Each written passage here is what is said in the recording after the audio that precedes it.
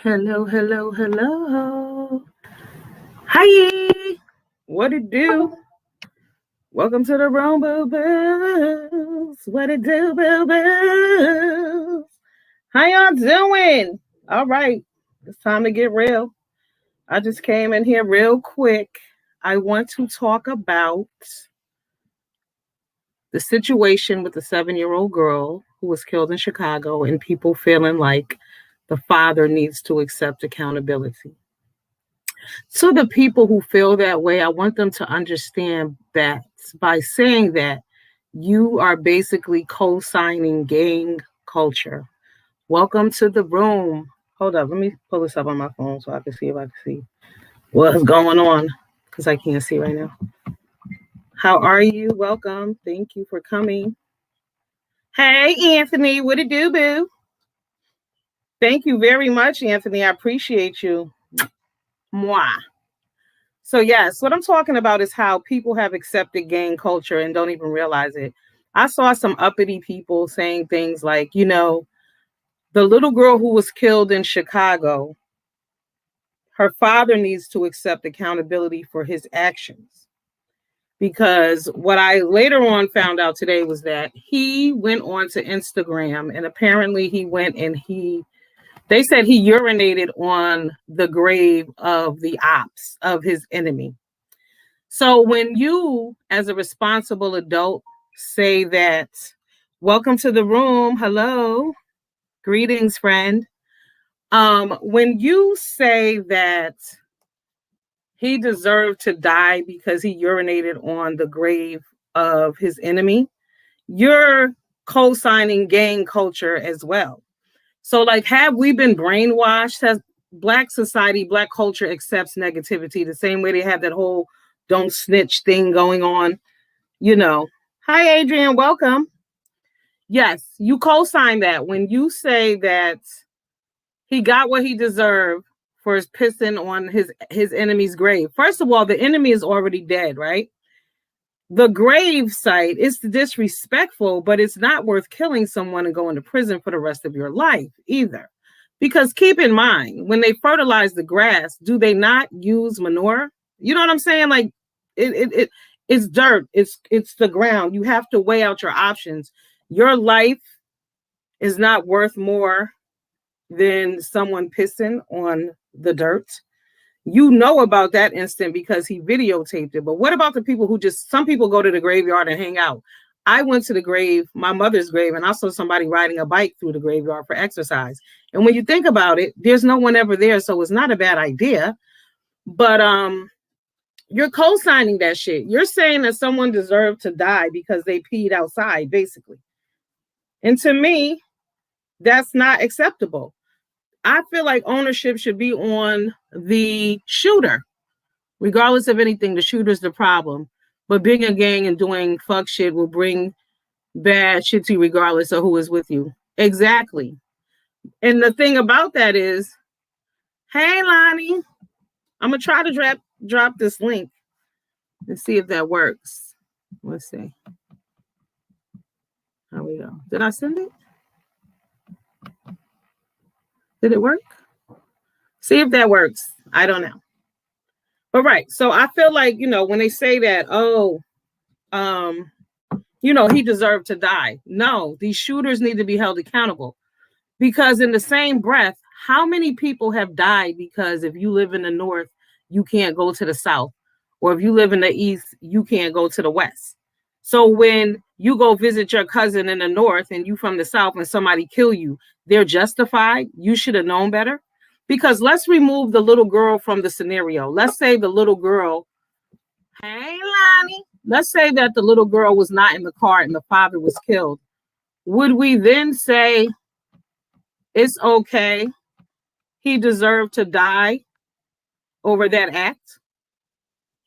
So that's what I'm saying. Like, you're co-signing gang culture if you're saying he deserved to die for urinating in the grass. Because basically that's what it comes down to. Can you hear me, Lonnie? Hey, DD. Hey, everybody. What? Hi, welcome. Thanks. Yes, this is my first time having a guest. I think I've used StreamYard once. I don't know. Is this a monthly bill or did I pay for this once? I have no idea, but glad to use it. Glad you're here. Welcome to the building. Thank you. I don't know nothing about no StreamYard, so Okay. I just hopped on here. I just joined. So, what was you talking about? Somebody urinating? Okay, so the reason why they said that the guy was targeted, the father of the little girl, is because he went on Instagram and he had made a video where he went to his enemy's grave and he peed at the grave site. Oh, that situation. Right. So my thing is, if we're saying that someone deserves to die for that, you're basically co-signing that ignorance. You know what I mean? Is that true? Is that legit? That's what they're reporting. I saw it on Paris Milan. Hey, Nat. Yeah, I saw it on Paris Milan. I saw it on Willie D's live. Hey, Flawed, how are you? It's been a long time, my love.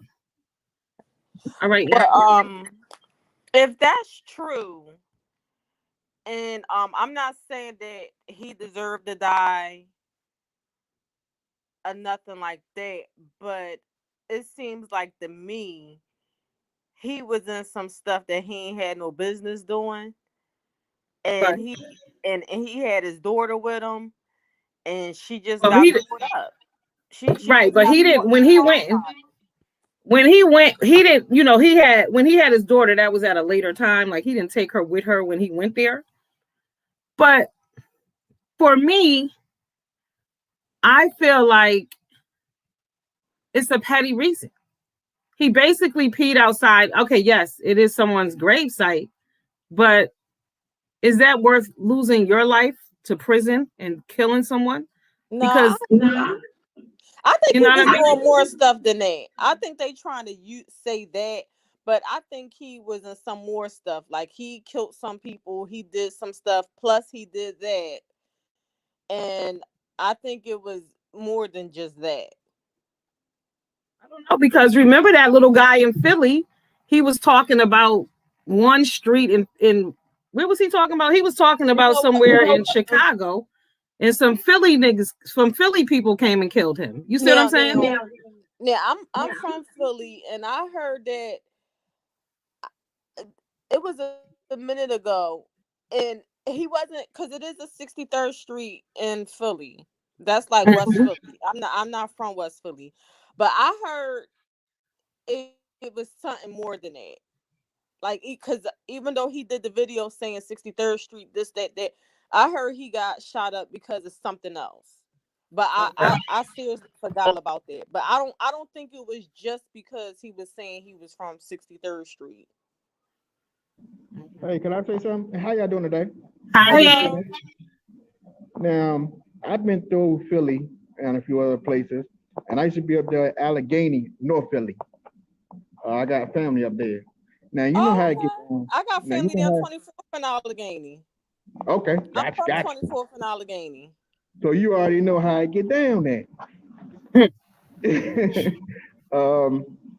Just like for the Chicago thing.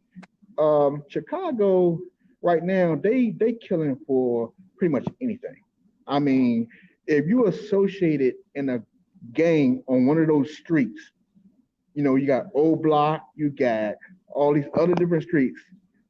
Just being a friend to one of the gang members would get you shot, killed, targeted. So peeing on a grave is more detrimental than just being a friend and associate to a gang member in Chicago. That's how bad Chicago is right now. But I'm going to be real with you. I live in Connecticut and it's the same situation. But I feel like we can't say it's okay to kill for this. You know what I mean? Like, it's just it's not okay. I totally agree with you. But see, that's the thing that I was saying earlier and also said on my own video a few months back. I'm for Black Lives Matter, but the whole problem with that is it's only for one particular thing, and that's police brutality. Black Lives Matter to me should be Black Lives Matters, period. That means the dudes in the hood that's terrorizing the neighborhood and killing our own and everything else. If we're going to hold somebody accountable, we need to hold everybody across the board for our own people. Because it's not cool that you're going after the police, but then you got black running around acting crazy, smoking sherm and shooting. The next thing you know, nobody want to say nothing or snitch or say anything until one of their kids get hit, or one of them get hit, or come flying through your window and one of your kids. Then you want to say something, or you want the neighborhood to step up. Come on, man. We got to keep it 100% real. And I think my issue was that everybody's putting all this pressure on the father, saying how he needs to take accountability. I'm not really sure what that looks like in the public eye. Like, what do people want him to I do? don't hear it no more. Because he's mourning himself. You know, that's true. But you know, I would say this, you know, because you still have a lot of these misguided people out here and kids who's down for these gangs, and that's how they look at certain things, the disrespect and all this other stuff. And again, it's nonsense, but it's a way of life for them. It's really sad, but they're going to look at it as, okay, well, we wouldn't have did this if you didn't do that type of mess. But it's the reality is that we see it here on the streets. Adults do it too. So this is an ongoing problem in our community. We make excuses for petty stuff. You know what I'm saying? Like we only hold certain people can be held accountable. Like I said, this young man, he's mourning his daughter. He taught his daughter how to use the potty. You know what I'm saying? How to brush her teeth. He loved his daughter, regardless of what outside world feels about him. You know what I'm saying? Welcome. Hello, Jason. Welcome, everyone. But you know, but the thing is, if you know your area, you know whatever stuff that you in, I will have to agree to a percentage.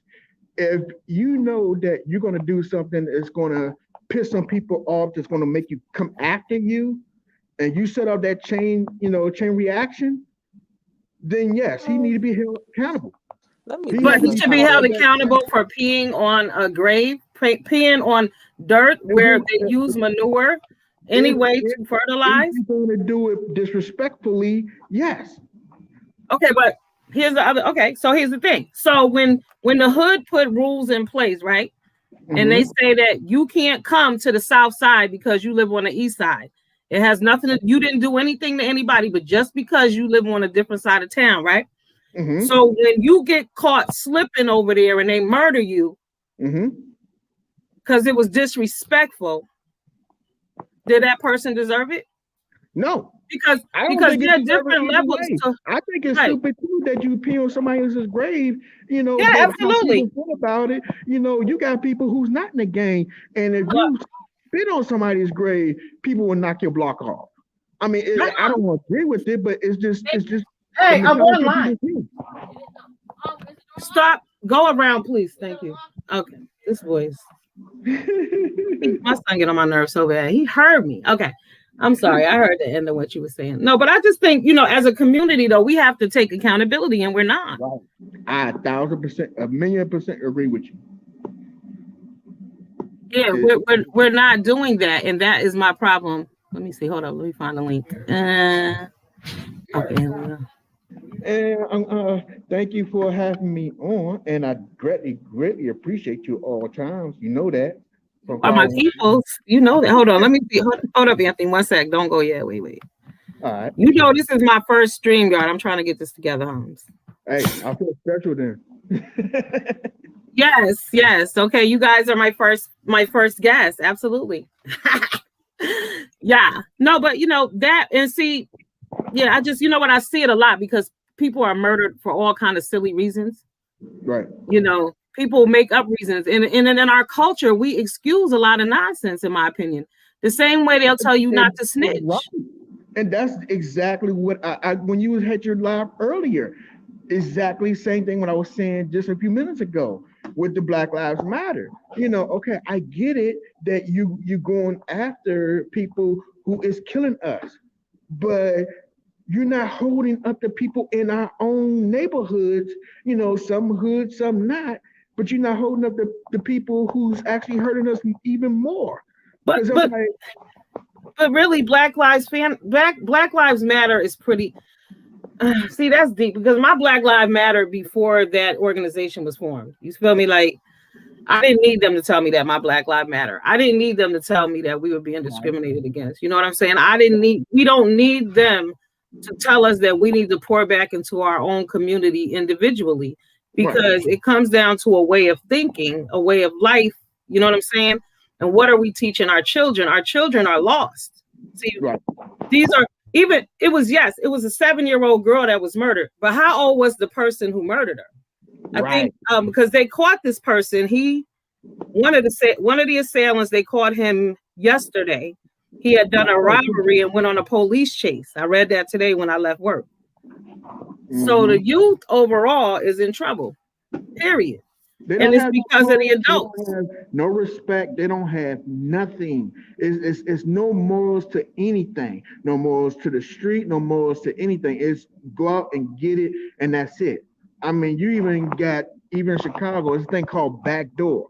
You have a lot of backdoor brothers out there who backdoor their own friends if they get more money than them. If they become more successful than them, they will kill their own friend or a person that they're supposed to be their brother because they outshining them. Listen, that example you just gave just goes down on the YouTube streets. You see all these channels and pages that are shut down. That's what this is. This is that. So this is what I'm saying. It's a trickle down effect. It's not just about this case for me. This is about our reality. See, I come from an environment around people and things like that. You feel me? So I've lost many loved ones along the way to gun violence and to prison and to drugs, and to murder. One of my peoples went missing. We never even saw them again or heard from them ever. You know what I'm saying? I went to school. Lonnie back. I'm sorry. Hey, Lonnie. Yeah. So it applies across the board, It's bigger than this one case. The same way, like I said, everybody is, we just get excited about the wrong things and not realizing that it's bigger than that. It's bigger. It's more to it. It's a lot bigger. I mean, we can do so much more for our communities than what we're doing right now. But again, we gotta, like you said, we gotta break these cycles, this pettiness, and all. I mean, come on now. We're the most hated on the whole earth. By each other. It's sad. Even from what we, from what our people come from, and from, from slavery. You go to Africa, you still get treated like SHIT. You still get like. You know what? I'm gonna say this too. It's because again of the stereotypes in the same media that has brainwashed us to glorify gang culture. That same media has brainwashed them to believe all that negative stuff about us. Right. They think we're all the same. And I'm going to be real with you. I mean, a lot of the stuff that I see, I don't want to be represented in that way. That's not who I am. Same here. Same here. What up, Lonnie? What do we stop to break it down, though? Well, it starts at home. Yeah. Well, my kids already know. And, they're good. They're doing good, well, and successful. But, I still trying to go out there and reach out to youngins out there, and Boys and Girls Club and stuff like that to still pass that along. That's right. That's what I was gonna say. We got to get back in any way we can. Even the kid at the corner store. You know what I mean? Even to pay a tuition for a kid to be on a basketball team. Little things that mean so much. But it seems like it's almost like sometimes it gets overwhelming because you still have that one or two kids that you do get to, but then you got the whole neighborhood that's coming at that same kid trying to, get him to do certain things. So it's like it's hard. This is true, but I just think I don't know. It's just a way of thinking. We gotta with it, but it's just so hard though. Yeah, because you can't. I know. I don't know. And honestly, y'all talking about. I remember when I was younger, I wanted to work with the youth, and I was like, you know what? I'm gonna go to school, and I want to work with the youth, and I want to help, troubled kids, right? Everything. And I remember I had my first job, working with delinquent juveniles and kids that had like mental issues. And I Mhm. mean, it was really sad. These kids had mental issues. They got abused sexually, everything. And I'm not even gonna hold you. Like probably about I had probably like about 3 kids. The rest of them I couldn't stand. I didn't like the job at all. They was very See, disrespectful. And I had to see. really hold myself back because at the time I was younger and one of the kids swung on me and I dipped it. But I was ready to put it like this. I almost forgot I was at work and I stepped to it. Like, I mean, I wound up getting fired from that job. And I said, you know what? I don't want to work with them because it's not enough money. Right, It's not enough money to be going through all of this. Well, I had got me another job right. doing way less stuff for more money. Well, Bonnie, I think your phone messing up, babe. And it just wasn't worth me. I mean, some of these kids, if it ain't like, I'm sorry, is that my phone? Yeah. Yeah. Where you at, in your car? Hello? You in the car? I hear. I was hearing static. Yeah, it's You you. sound I don't know. for a minute, then you start statically. Yeah, like you put the phone on speaker or something. What you doing? Yeah, I don't. It's dangerous dealing with kids, but it's like we lost a generation of parents I don't know along the why way. I'm making it. Do it again. You don't sound like it now. That's right, Nat. Everything started at home. Yeah. But it's like we lost a generation of parents and grandparents somewhere. Maybe it's these crack babies that's having kids now.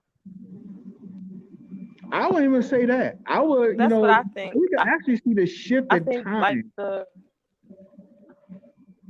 Because if you go back like from 80s in the 80s, okay, when crack hit the scene like 86, going into the 90s, a lot of the kids who came out of that era start having kids. So into the early 90s, you had a lot of them having kids as well, but a lot younger, and then those are ones, and I'm not trying to put on everybody who's out here who was born at that time. Let me make that clear.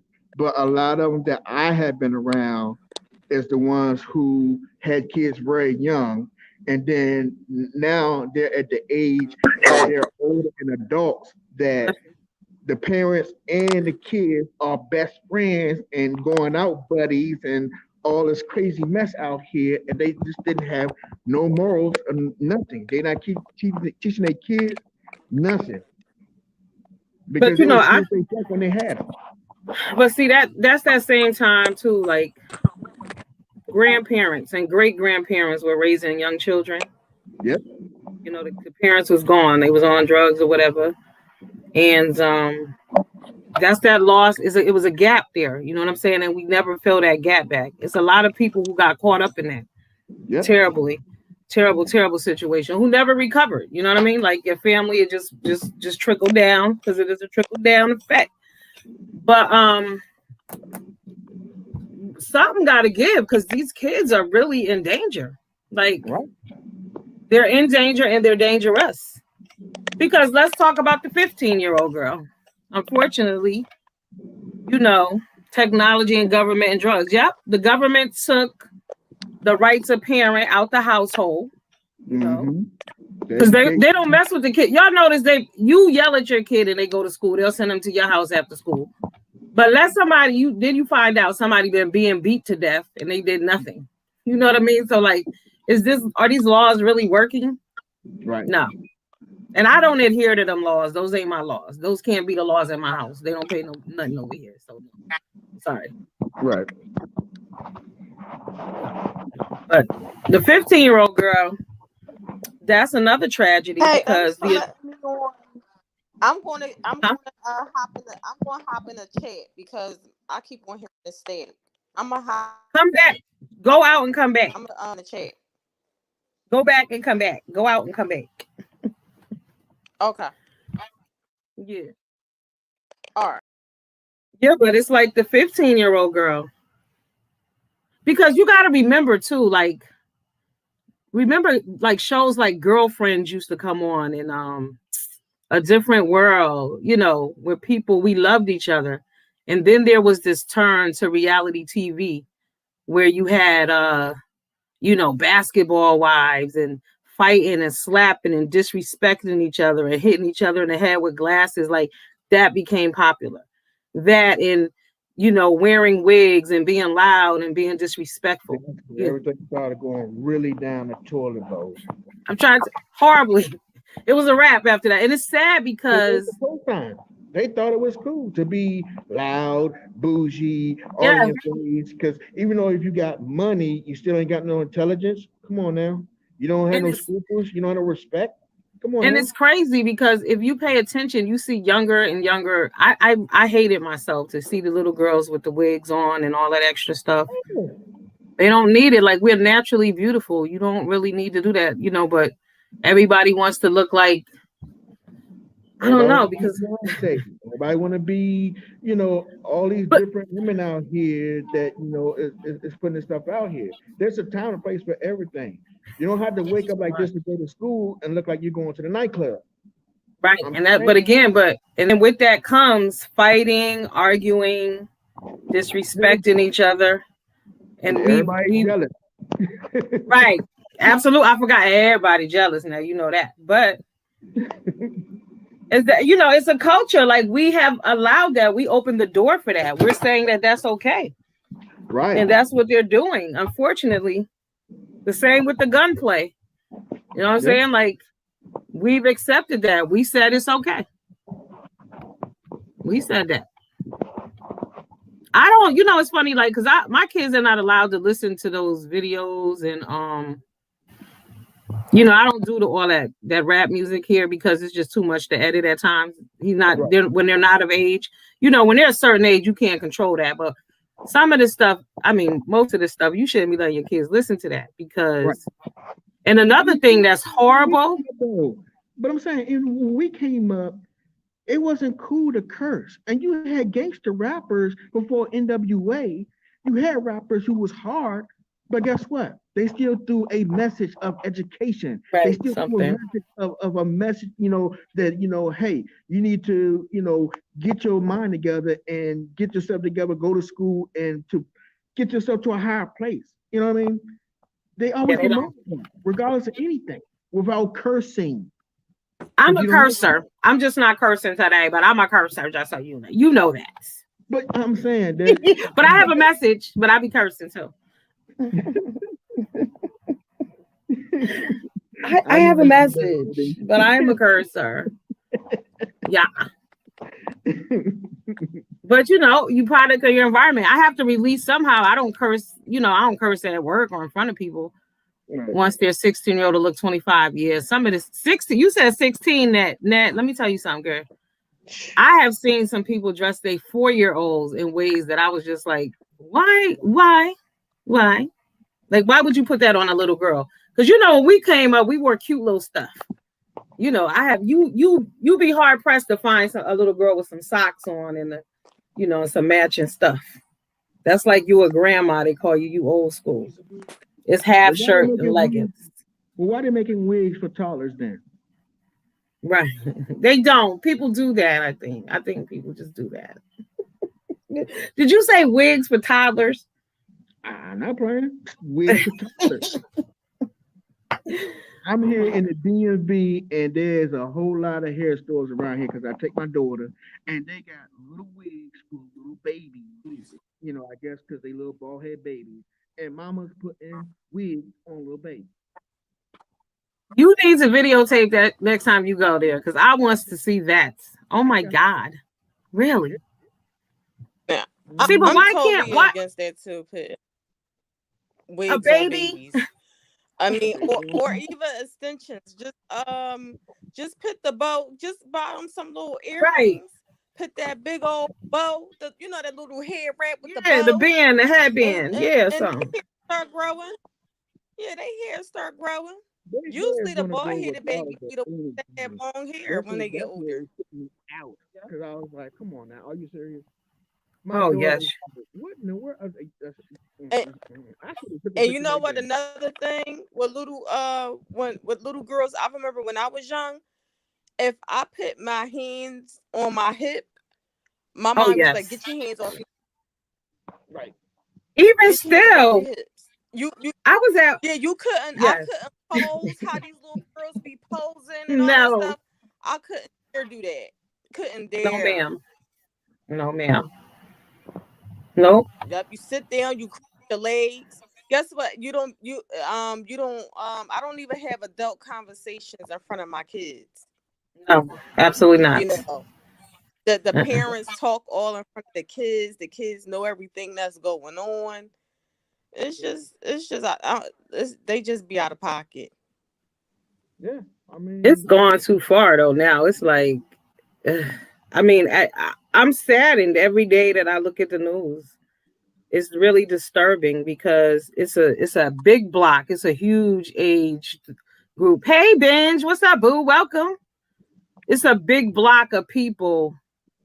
Like let's say from the age. I mean, and the age group is getting younger. It's like from the age group of 9 and up. You know what I'm saying? You read crazy stuff about 9-year-olds too. And not that they're victims, but they're committing crimes. You know what I'm saying? stealing cars and everything. I mean, Stealing it was a cars, 12-year-old. committing murders. Yeah, I gotta say, it was a 12-year-old that shot a 13-year-old because he felt like he was disrespected on a subway around here. This was like 4 or 5 days ago.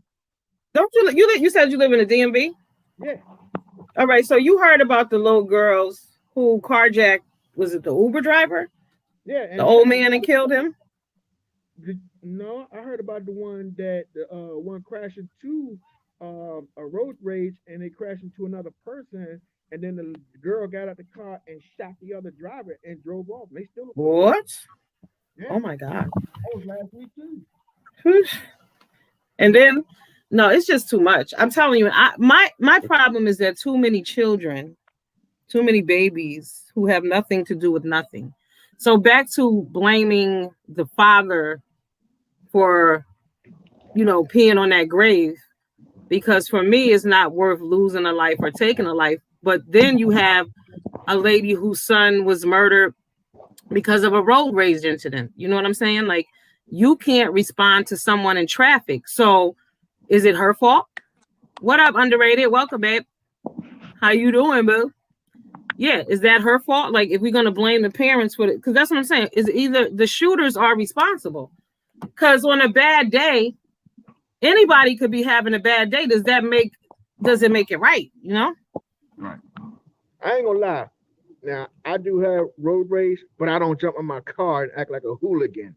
But I do be cussing you out and call you all types of names in the car. Don't do it. Don't do it. Look, don't let them see your mouth moving. You better be on mute like a motherfucker. Don't let them see your mouth moving. You better keep it in your mind. You heard? I'm telling you, these people is crazy out here. Because one guy, his son was killed. What I do? What? You know what I do a lot? I look straight. I look Yeah. straight. I look straight. If I'm your best. Like let's say if I was to cut somebody off or something like that, like stuff just happens. I look straight. I don't even look at the person. Listen, I look straight. This man, he said that something like that happened, right? The dude pulls up behind him.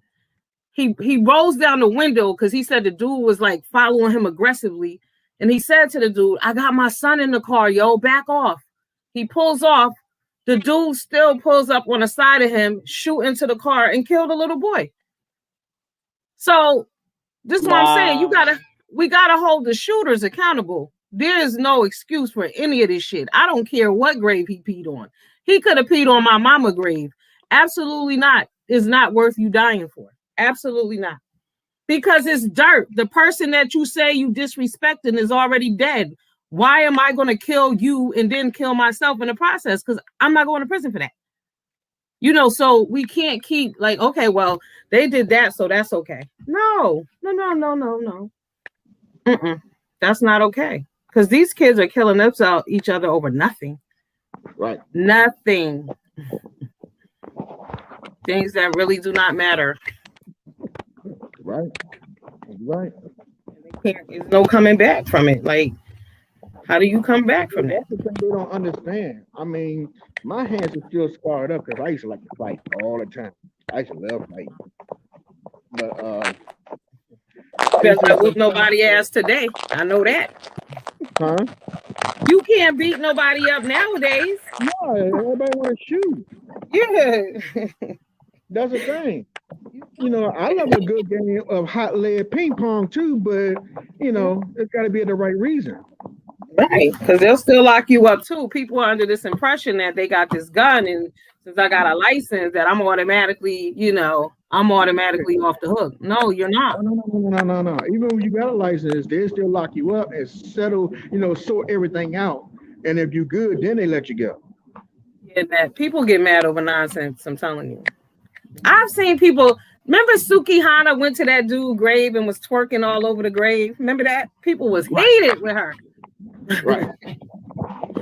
But the person is already dead. My mother would not want me to go to prison because somebody peed on her gravesite. Absolutely not. But they shot at her for that too. Yeah, ridiculousness, hood shit. Right. But they shoot at each other and they hold each other to those kind of standards over bullshit. But y'all claim y'all upset because they only get upset when the police kill Black people. When we kill each other, they don't have that same energy, and that's the problem. And that's not about Black Lives Matter. That's about us as a community. You know what I'm saying? We don't need them to say that we need to stand up and this is bullshit. Because you see, they've stolen the money and taken a run for the hills. You see that lady bought a $3 million house or something in California? The Black Lives lady, what's her name, Tamika or something? But I don't follow them like that. I wasn't connected with them. So, but I'm just at a loss with all the killings of the innocent children. Where the hell Lonnie go? You still there, Anthony? Did he fall off too? Am I still on? Can you hear me, Nat? Anybody? Can y'all hear me? What'd I do? Or did my internet go out? I don't know. Hi. Let me see. Hold up. Hold on.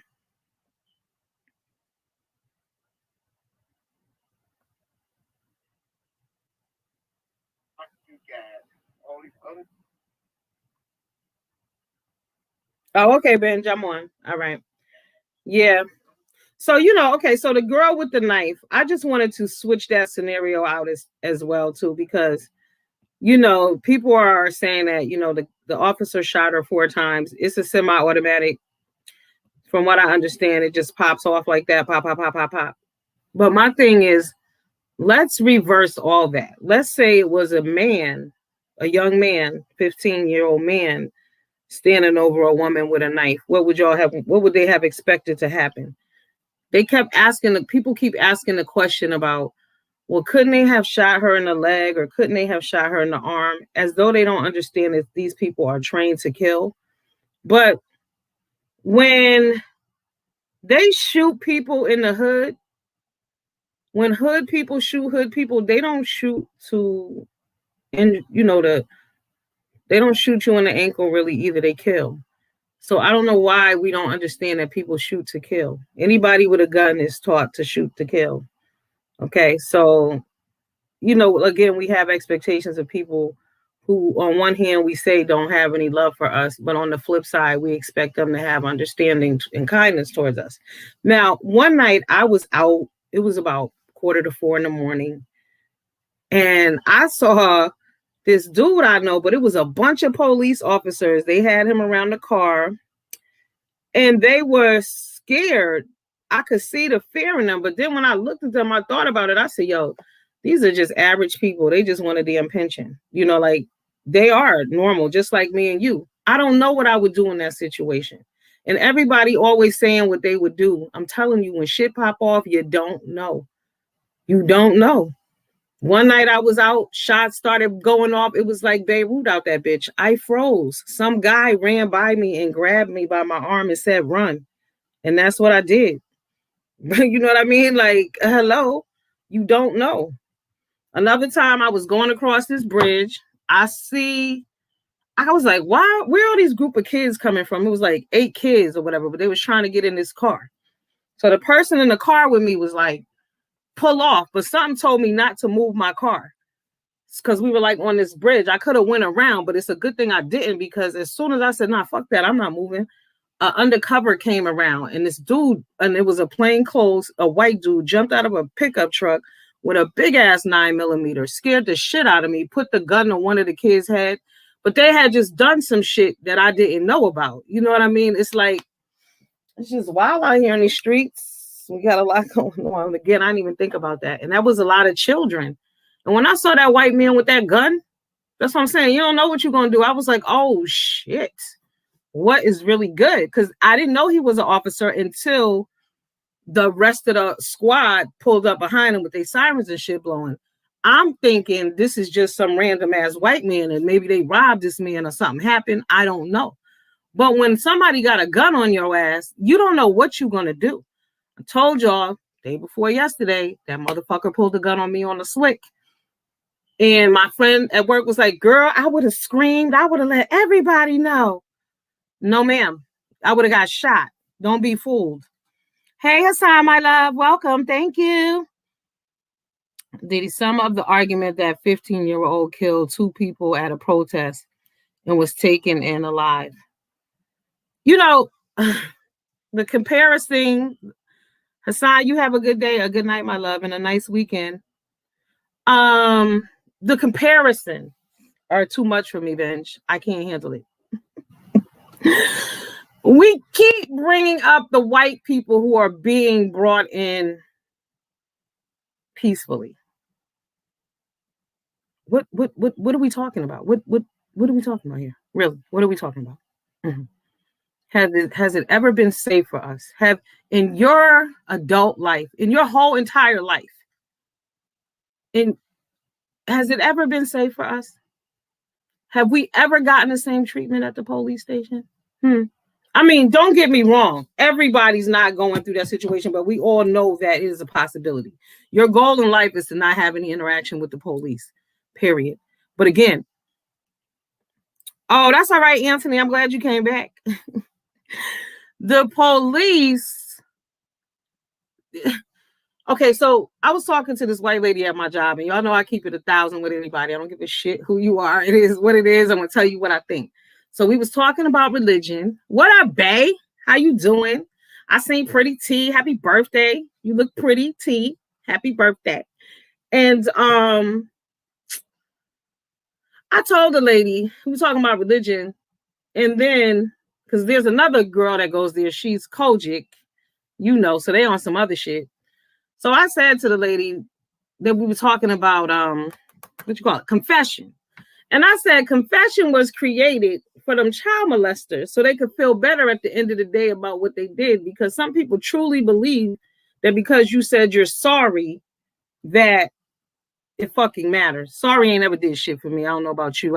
I make it a point in my life not to do things that I have to apologize for on some real shit. Like, if you apologizing about shit all the time, you need to do better.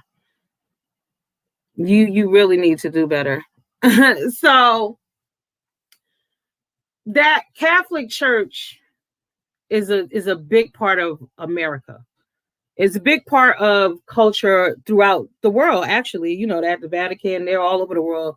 You know, they went all over the world forcing their religion on people. But these motherfuckers were raping and destroying people. So you got to understand that the people who are in position in those courthouses and legislation, you know, those people that are teaching, those people in the hospital, they're descendants of the slaves who then became descendants of a bunch of child molesters. Because don't forget either about the Boy Scout scandal that also ties into the Catholic Church scandal, because they molested all those people. But those are the people who work and have position. And we know this because of the decisions that they make and how they operate and how they do things. In important places, you don't see Black people. Like the FBI, there are no federal agents. They say that. Just like there are not enough black police. And in order to fit into these clubs and groups, you have to, transform and become one of them too. You got to have a certain nasty about you. You got to pretend you're one of them, or it's not going to work for you. So we have been put in a position our whole entire lives.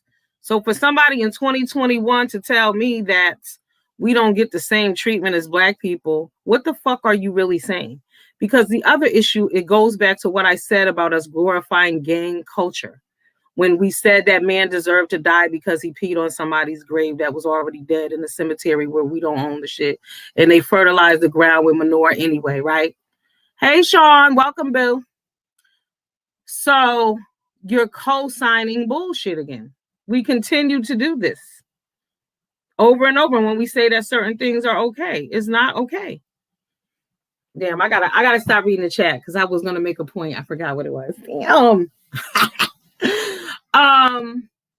But yeah, we glorify like negativity. We say that these things are okay. It's not okay.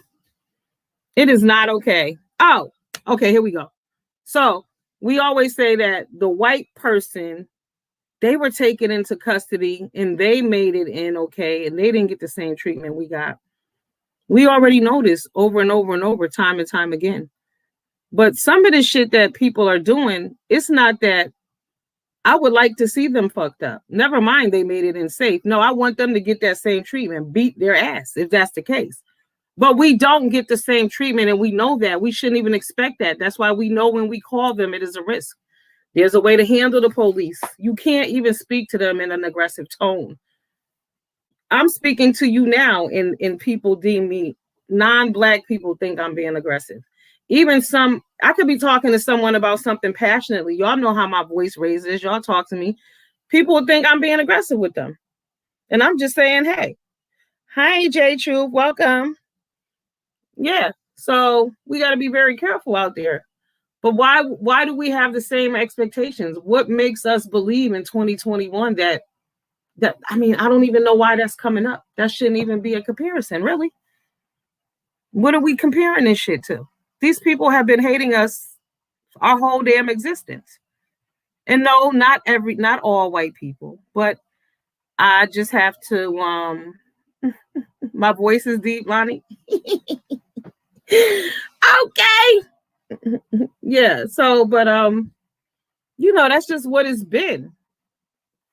And we got to understand that it's different on where you are, but when you work certain places, and just like I heard that they got some new law going on saying that it's legal to drive into a crowd of people. And I guess that means black protesters. But in the eyes of white America, anywhere there are 2 or more black people standing, they will consider that a gathering or a protest. You know what I'm saying? It's wild. We got to understand this. The playing ground is not fair. That's why we should be playing a different game. That's my problem. Why are we still playing the same game in 2021? Like, I don't know. I'm at a loss. We are not focused on the right shit. The goal should be not to end up in police custody. The goal should be not to have to deal with them at all. The goal should be for us to handle our own business. Because for them to say that when that 15-year-old girl was fighting, that the officer, he should have just asked her to put the knife down. Did no one else there ask her to put the knife down? I'm confused by that. Did anybody else tell her to stop is what I want to know. Because I'm not getting that impression. Like, did y'all tell her to stop? You're putting that accountability on that man who has no connection to that young lady, who doesn't give a damn. He's doing his job. I'm there to work. I don't have any connection to you. I know nothing about you. I don't care. So why do we expect more from him than we do our own people who stood there and watched that fight and didn't do a damn thing? They changed a lot of laws before the trial together for the police, but didn't have the same energy for the fuck shit in your own neighborhoods. It is crazy. I'm telling you. And the other thing is, people don't hold parents accountable. People want to hold the parent of that 7-year-old. They want to hold that father accountable. It's his fault for his daughter getting killed. But that little boy in Chicago, the 13-year-old boy who was murdered by the police, yes, he was murdered. However, it was 3 a.m. Where were his parents? Nobody even asked. Nobody asked. There's a lack of emotional self-control. Conflict resolution is a life skill not being taught. Oh, absolutely. And you know what else is an issue? Video games. Those violent video games is another way to take control of their brains. They spend hours and hours and hours shooting people, yelling out negativity, saying, I'm going to kill you, you're dead. The worst. If your child got a video game, take it away. If they don't have one, don't bother getting them one. Limit it down. Make sure, I'm telling you, listen to the things they're saying on those games. It's crazy. Disgusting. Dangerous. I'm not surprised. I mean, they're literally shooting people. So imagine being like 6 years old and you get this PS4, right? And you got all these violent ass video games and you're shooting people and killing people all day long. But you know, that seemed normal to you. That seemed like what people do. Because think about it. I saw a article a few weeks ago where, was it a 1-year-old? No, a 3-year-old killed his 1-year-old brother because people are leaving guns unattended. Those parents are accountable. That's when your ass is definitely your fault. For real, for real. You know what I'm saying? You left a gun with your child. That's what happens. Call of Duty. Yep. Yep. Pokemon Go. Nothing calm, nothing civilized. Nope, they want to play Call of Duty, Grand Theft Auto. It's messing with their brains, man. They think that's normal. They think that's okay. Because if you, like I said, if you hear what they're saying while they playing these games, you're dead. I'm going to shoot you in the head. What? What? These are kids saying this, and then we don't know why the violence is at an all-time high. Oh, I'm like, why ain't nobody come on? You have to drop the link. Why nobody said nothing? I don't know if y'all want to come on or not. But this is work. Wait, I need moderators too. I don't have any of those. So what are y'all thoughts? Like, y'all know that the ladies that came to fight the 15-year-old girl was 30 years old, right? But see, this is why. Thank you, Bae. Chocolate Bae. I appreciate you, boo. This is why I have a problem when I say I don't play with children, because I believe by 30 years old, you should know better. Like, why aren't you at work? Do people not have jobs? What the hell is going on out here in the streets? What's really good? What are we really, really doing? How do people live with no jobs? I don't understand, because the pandemic, I mean, everybody went back to work. What's really going down? What's really good? People got too much free time on their hands. Did y'all see the YouTuber? They said he has 2 million subscribers. Some big, disgusting looking dude. I don't know his name, but he was soliciting a 13-year-old girl. What? I mean, he's a hot mess. Y'all got to see him. Google him. All right. I want to sidetrack a little bit also, because I'm looking at this, you know, I see this lady on here. I'm not going to say her name because I like her a little bit. But I've noticed also that people cannot take the truth. People cannot handle the truth. There are some content creators on here, whenever you disagree with them, they automatically delete your comment. Like today when I was over at Little Miss Neek at night, right? And I said to her, what exactly, y'all want this father to take accountability? What does that look like? And what does that sound like? Because what does that mean? Like, this person actually lost his daughter. He needs to mourn his daughter. It doesn't matter what me, you, and the person standing next to me thinks, because we're not connected to those people. We are on the internet. That has nothing to do with us. That's really on him and his family. He took a major loss. But people are like, he's not being accountable because, you know, he said, hell, if you don't have nothing nice to say, then say nothing at all. Didn't everybody's mama teach them that? If you don't have anything nice to say, then be quiet. Period. And that is true. You know, you want to blame him, but he didn't pull the trigger. Oh, he set off some events. Again, disrespect is measured on different levels by different people, because in reality, a whole bunch of y'all should be dead, by disrespect standards. Hey, boss lady, New Jersey, welcome, my love, welcome. Yeah. So, oh wait, I'm supposed to be dropping this link. I don't know. Yeah. So I just don't understand at what point, because disrespect is disrespect. If you get angry about things and you're a dangerous person, somebody could look at you the wrong way and it's over for you. I'm telling y'all, I didn't do anything to that dude at the nail salon. I really did not. I really didn't. I don't know why he was in his feelings. Maybe it's because he's small. Like Lonnie said, my voice is deep. I really don't know. I was so nice. I was like, yo, you need to listen. You need to pay attention. That was just too much for him. No one believes in walking away anymore. But that's why I limit places where I go. Sometimes when I hear about these shootings, I often look at what time it occurred and the age of the people who were there. And I'm like, why weren't you at home? People need to stay at home. But do people have homes? I don't know. A while ago, I used to be like, why are these kids so skinny? They starving. They've been starving. That's why they lack, compassion. Hunger makes you dangerous. That's why I stay out the way. Yeah, man, you got to do your best. And even then, sometimes it's not enough. Like I said, I'm at the nail salon. That could have turned super ugly. Like I'm telling y'all, I know myself. It's a good thing that I wasn't packing heat because I would have pulled my shit out too, period. And then what would have happened? Because you want to show me yours and I'm going to show you mine. Real shit. But I had to think quick. Like I told you, my friend was like, you should have screamed. Nah, absolutely not. That was on call for. Hopefully he's charged with menacing and intimidation. I'm telling you something totally uncalled for. And the thing about him is he's disrespectful because I told y'all like the time before when I was there, it was no music playing. All of a sudden he walks over and he started playing the most disrespectful rap music you ever wanted to hear. And I was like, excuse me, could you come here? I said, can you turn that off? Like, what the fuck's wrong with you? And I was nice about that too.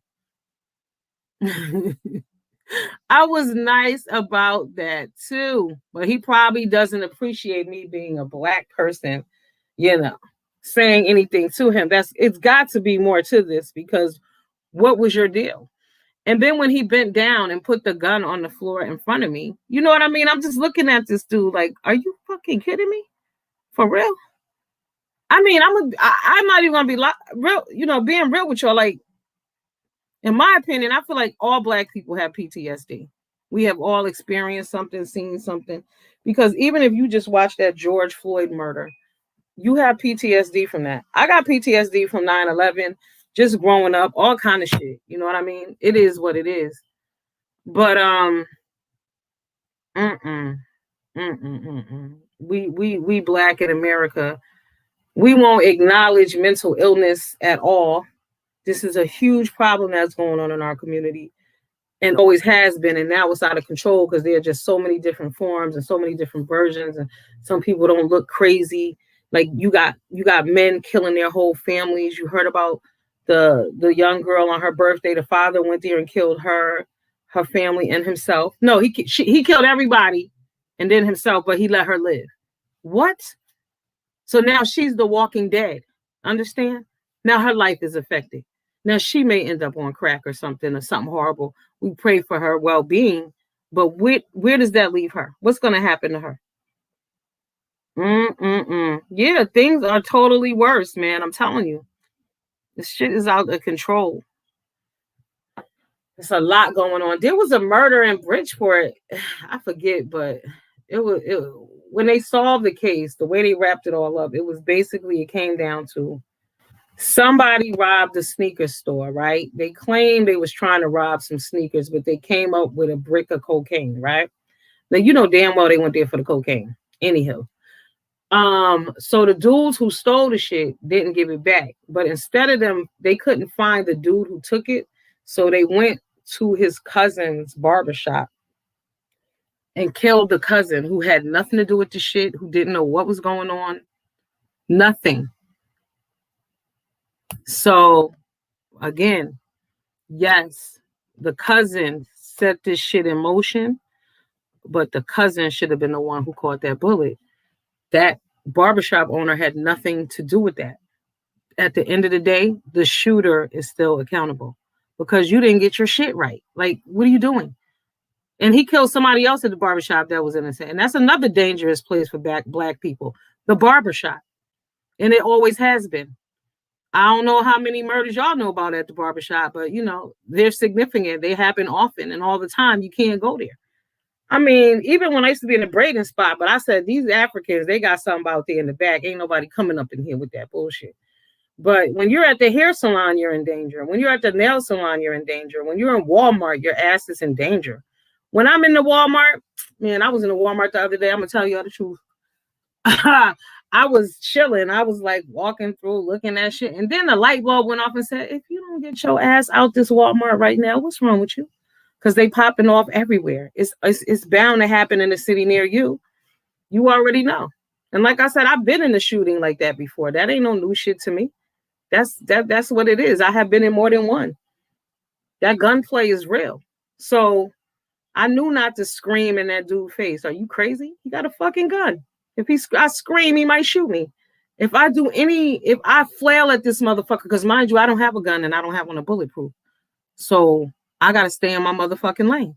You see what happened to that dude from Pretty Ricky? I told y'all, I just read about him. He said he gotta learn how to walk and all of that over again. And guess what? He got set up by somebody he knows. Because I was wondering, why would you be standing in the parking lot talking with $100,000 worth of jewelry around your neck? Makes no sense to me. I wouldn't be. But again, the jewelry should be insured, and you should have been able to take that out and keep it moving because it's jewelry. I don't even wear jewelry at this point. Depending on where I'm going, I don't carry a purse either. You know, I got this little fanny pack thing I have bought from Macy's. It's cute. It's a little Michael Kors one, but I put that shit around my neck like, you know, a cross bag. I don't carry no purse depending on where I'm going. Hell to the no. No, ma'am. Because people hungry, people starving, people killing out there. Just this past week, 3 years have been multiple killings from adults to kids. Yes. Damn, and even animals. Absolutely. People have lost their minds. Lost their mind. Where are all these guns coming from? Because somebody tell me, where are people getting these guns from? Because it seems like everybody has one. Now, I don't know if y'all watch Snowfall, but get into it if you don't. Okay, Snowfall is the move. But basically, the premises of that is when they started flooding South Central with cocaine, and it came from the CIA. So it's based on that. That shit is excellent. I watched the season. Is it season 3? Season 3 or 4. Season 3, I believe. The season finale was on last night. Excellent. Get into it. For real, for real. But they've been, because these guns are coming from somewhere. I mean, they're just in time. Everybody got a gun. Everybody has a gun. And they're saying, oh, I don't know, these guns legal. Because I don't even know if Homeboy gun was legal. The way he pulls it out, I don't know. And my thing was, it was a small gun. Like, I definitely would have had a bigger gun. I definitely would have had like a 9 or some shit, like for sure. And that's the thing. Okay. You gotta cherish your freedom. There would have been no more cheeseburgers for me. No more personal showers. No more cocoa butter lotion and vanilla. You know? My sister can't have that. It's a bit much going on. Did y'all see the teacher who was arrested with cocaine in her desk? Listen, they said she was a good teacher. Something bad probably happened in her life that took her over the edge, but I said she'll be okay because she's a white woman in America. They're going to make sure that shit work out for her. Because y'all notice how they can lose, all kind of shit can happen to them. They can lose their jobs. They can have records. I mean, they get moved around. Like that lady who shot that young man, was that in Wisconsin, wherever the George Floyd, Minnesota, the George Floyd trial case was. Did y'all know that the young man that lady shot, that cop shot, was George Floyd's girlfriend's student? Like that's a real, connection. Yeah. Yeah. George Floyd's girlfriend's student. Like, I don't know. It just seemed odd. But that same officer had been moved around from several different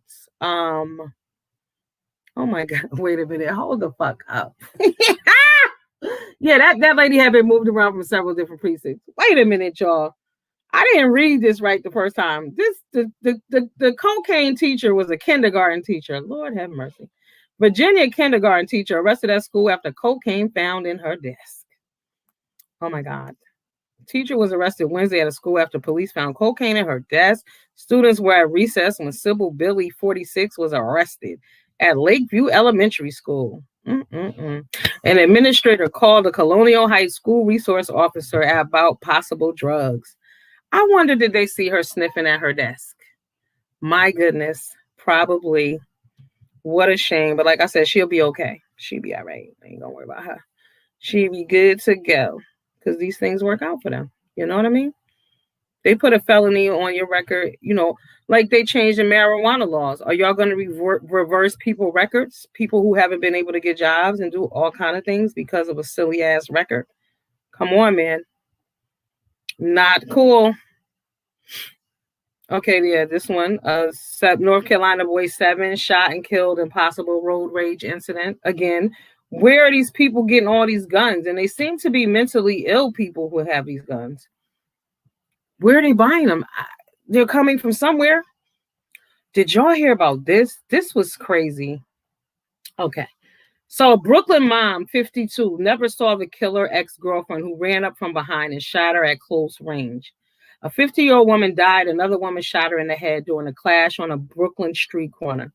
A Brooklyn mother of 2 was executed in broad daylight on a Park Slope street Wednesday afternoon when an ex-girlfriend ran up to her from behind, pulled out a gun, and shot her point blank in the head. Police late Wednesday charged Letitia Bell, 38, with murder and weapon possession after she surrendered to investigators at the 78th precinct. The gun was recovered, said police. Horrifying surveillance video captured Nichelle Thomas's last moments around 1 p.m. as she walked along 4th Avenue in no apparent hurry to a deli at the corner.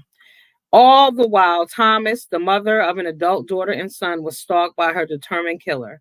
Video shows. EMTs rushed the victim, Nichelle Thomas, to a nearby hospital, but she could not be saved. The shooter dashed from the street to the sidewalk, sprinted past an unsuspecting pedestrian, and ran up to Thomas. Just as Thomas opened the door to the deli, the killer raised a pistol to the back of her head and fired. Oh, my God. Thomas, 52, slumped into a heap to the ground. Detective investigating the shooting, blah, blah, blah. This is a shame. So I read the follow-up to this story, and what happened was these two, this was her girlfriend. They had a 20-year relationship. It was off and on. Letitia Bell, the assailant, had a history of mental illness. Now, her sister said that the woman who was shot would come back every time that Letitia would start to get better, and that this woman was bad for Letitia. So they lived together in that apartment. They lived over that deli. So Letitia lost her 2 children, and they said it's because of the woman that she killed. And that the sister also said that something recently happened, but she didn't want to say what it was. But basically, she was saying that, I mean, again, she was justifying her sister murdering this woman on the street. Why do we do this continuously? I'm telling you, it's a pattern that we have, and it is dangerous. We see it. It's happening every day, everywhere. And this shit is scary because there's only 6 degrees of separation. Y'all know that. So when does this shit end? I mean, and this is just sad. Like, she shot her at 1 o'clock in the afternoon. Do you know how many people witnessed that? That affects you. That takes something from you. I don't know if y'all have never seen a dead body before. That shit is real. And I think a lot of people haven't. I don't think a lot of people have been close to a murder because they throw it around too quickly. They offer death like it's no big deal, you know? Yep. She was a very nice lady Neighbors said of Thomas, who lived near, she didn't deserve this. The victim's daughter says she was still absorbing what happened. I'm confused, the daughter said. I don't know what happened. I can't talk right now. Because mind you, they have been broken up for 3 years? So this kind of came out the blue. Charged with murder, weapon possession. Shame. They said the former neighbor said they had a toxic relationship. They lived together for years, but they were always fighting. And y'all know the police have been there 13 times. 13 times.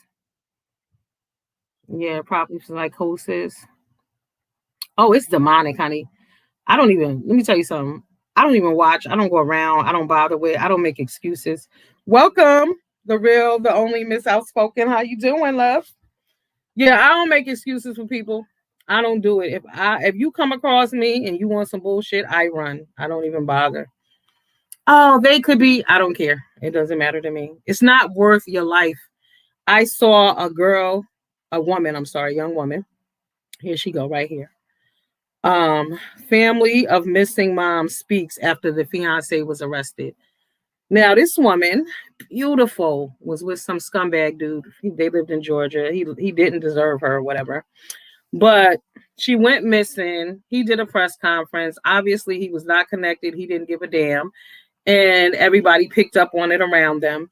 But the one thing the sister said that stood out to me was the red flags were there. But the sister, she tried to make it work. I immediately said, stop making excuses for motherfuckers. That's the problem.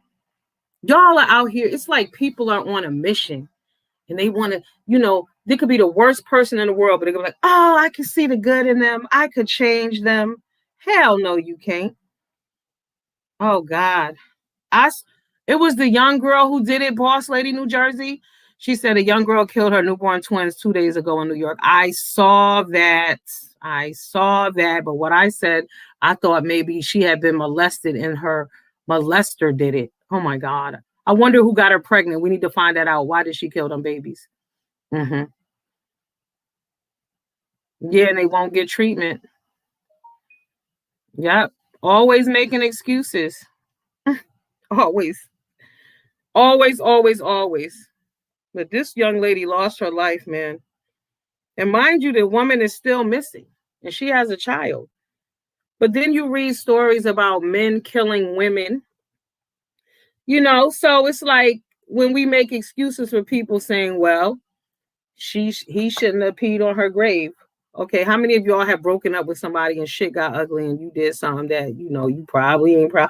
You shouldn't have did that. You could have got arrested for it. Like he should have knocked your head off, but he didn't. So if he had of, did you deserve it? Like we just got to stop. Gotta stop. You got two trans women murdered in 2 separate hotel rooms in Charlotte, North Carolina. They were the assailants were arrested. I don't know if this is connected. It was 2 different dudes. But again, you will have people who will not even know the story, but just know that they were 2 transgender people who were murdered. So in their mind, they deserved it because they were automatically fooling the person. Because we have been conditioned and trained to co-sign bullshit. I can't stress that enough. Yes, we got to stop it. We have to really recognize. This is why I try not to participate in negative behavior. I just don't. I don't have time for it because you can get caught up.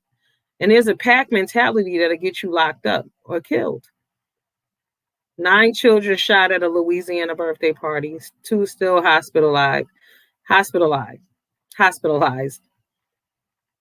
a 12-year-old birthday party. Why is there a shooting? It's crazy. They got 3 dead after a parent domestic situation in Austin. People, everybody thinks they're God. Lack of self-awareness. Yeah, lack of accountability. I don't know. I just think as a society, we sick. Because he said, my shell is closing up. I don't want to go anywhere. I can't say I blame you, and depending on where you live. I don't care to go anywhere really either.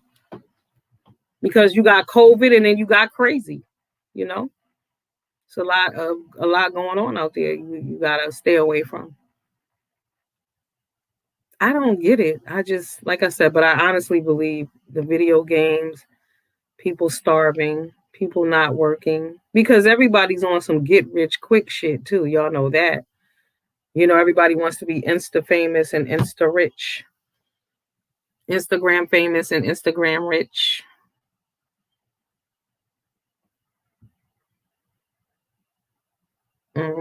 Everybody want to be a millionaire, so nobody wants to work because everybody wants a quick fix. So then we going online and we doing all kind of silly shit. And then we got to understand that everybody is not on the same level mentally, you know? So even when they say that the father deserved to die because he peed on that grave, we don't know what his mentality is. We don't know what his educational level is, what his emotional level is. People make mistakes, but you should be able to live the next day to carry on, to learn from it. But we're not giving people the opportunity. It's just too much. Did y'all hear about this? This was good right here. I had to read this twice because I was like, is this a real story? Okay. Breaking Bad. Black teacher and father, 40, is shot dead in a Mexican cartel shootout after he tried to steal cocaine and cash from their North Carolina stash house. I was like, what? Because I watch Narcos. That was my shit on Netflix. Check that out if you have not. So a popular North Carolina high school teacher and married father of 3 has been killed in a shootout with the Mexican cartel after he tried to rob them of drugs and cash. Barney Dale Harris, 40, was shot dead when he raided the cartel's stash house in Green Level, northwest of Raleigh. Authorities say Harris and his brother-in-law, Stephen, broke into the mobile home, which the cartel was using as its stash house in the early morning hours of April 8th to steal narcotics and cash. Harris had donned a bulletproof vest for the raid. The shootout started after the pair were confronted by a member of the cartel, 18-year-old, when they broke into the stash house. North Carolina high school teacher father Barney Dale with his wife. Okay, never skip that part. They said Stewart shot the cartel member dead after he refused to say where the drugs and cash were. The cartel member was found with his feet bound. Wow, I didn't read this part. And 2 gunshot wounds to the back of his head. Oh my God. The gunfire alerted other members of the cartel who arrived and opened up the mobile home. Harris was later found dead in a bedroom. His brother-in-law was arrested and has been charged with armed robbery and first-degree murder. Authorities later found 2 pounds of cocaine and $7,000 in cash in the stash house. The trailer was owned by another cartel member, Juan Daniel Salinas, who was an active warrant for trafficking cocaine. Wow. The circumstances surrounding Harris's death has left his community dumbfounded. I think homeboy been selling drugs. He just didn't get caught. He got caught up with some bullshit. It's greed. I told y'all everybody want to be instant rich. They want to steal 2 grams of cocaine, two keys of cocaine instead of working and getting that shit the real way. You going into a cartel's trailer. Are you out of your damn mind? Like, really? What did you think was going to happen? He taught Spanish at Union Academy Charter School, which is some 130 miles away from where the shootout occurred. Harris was also the head coach of the school's varsity basketball and track team. These are the people who represent us in our community. This is what's going on behind closed doors. So you got 2 teachers. You got the kindergarten teacher caught with cocaine at her desk. And now we got this homeboy robbing the cartel stash house. He let his brother-in-law talk him into this BS. Crazy. You got to be crazy. I mean, who's going up against the cartel? And they knew that going in, but you was ready to die for it. And then the sad part is you tied up. Now you teach people's children. You have children of your own. You are the coach of the varsity basketball team, but you tied up an 18-year-old young man and tortured him and murdered him. But you got access to people's children.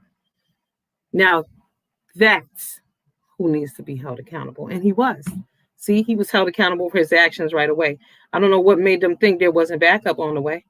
Hello. Oh, my God. Sad. Probably selling to certain staff members at the school too. Probably. Hey, Rika, baby, welcome. Hey, Adrian. Yep, play stupid games, win stupid prizes, because that was some nonsense. And this man was married with children of his own. Now he's dead and gone. Let's just hope that they don't hold his family accountable. Now he's dead, but what if they go kill his wife and his kids? Do they deserve it because of what he did? No. No, no, no. I heard about that story with the cartel. He been in the dope gang. Absolutely. He bit off way more than he could chew, honey. But you know, when you rob and steal, you get people killed. That's what happened. That's why people don't understand it. That saying goes hand in hand. If you rob, if you lie, you will steal. And if you steal, you will kill. Right. If you are robbed, you steal, you lie, all of that shit hand in hand. For real, for real. I don't mess with people who do certain things. Yep. I don't mess with people who carry guns, to be honest with you. Ain't no gun toters coming over here. Hell no. Because if you got a gun on you, you're like, you can shoot someone. Absolutely. What about the woman? This is not funny, but a woman was accused of dragging boyfriend with car and shooting him in the head in Memphis, Tennessee. A woman faces charges for attempted murder after police say she shot her boyfriend during a violent argument over the weekend. Witnesses saw the victim and his girlfriend arguing. He reached in through the passenger window to grab some items, and she closed the window, trapping his arm and dragging him with the car. See, that's just wrong. Witnesses told police he was running through the lot when they heard a gunshot, then saw him lying on the ground, bleeding from the head. She drove away from the scene, but called 911 saying she shot her boyfriend. Officers took her into custody at another location and recovered the gun from her car, according to the report. Again, where the hell are people getting all these guns from? Where are these guns coming from? Where are they getting these guns? Yeah, you gotta, shit, honey. I don't let nobody in my house. Yo, I'm on the low. I don't visit. I don't go to people's house. But you know, coming up, I was never allowed to do that either. We didn't go to people's houses and visit and sit up all day and night and do all that. Absolutely not. Because mama had a job. So we had to go to work anyway. See, I think a lot of people need to get jobs. I'm telling y'all. Unemployment is an issue. I don't care if you work at the Walmart. Get a fucking job so you have something to do during the day. Even if it's just 20 hours a week. Please. See, and another thing, like I was saying, how we victim shame. Because the 11-year-old girl who was found with the 22-year-old and two of his friends, people were saying how, you know, oh, she was asking for it. Look how big she is for her age. Why the hell are we victim shaming? Why are they victim shaming the victim? She's 11. I don't give a damn how big she is. She's 11. That man is a grown man. He should be held accountable. Oh, yes. Cartels everywhere, honey. I'm going to tell you, the most dangerous is the motherfucking Asian mafia. That dude, I ain't sleeping on that crazy bastard. He's nuts. Clearly something wrong with him. When y'all see those little minivans, the Mercedes, little SUVs, you know what I'm talking about? The wind sprinters. They look like wind sprinters, but they're Mercedes. And you see them traveling back and forth. I don't know about in y'all area, but out here, when we see them coming from New York to the nail salons, they're transporting their slaves. It is what it is. There's no shame in their game. They got their own community. They do what they want to do. Right. You think they don't pay off the police? Come on now. Why are they allowed to traffic people, huh? Right. They do that shit too. Don't make no mistake. It's not just Mexicans, but you don't hear them speaking on the Asians, do you? Right. And you're not, because they got that money flowing. Right. They talk about the Mexicans. They talk about the Guatemalans. They don't talk about the Asians. Yeah, they getting guns from the police or the bigger entities.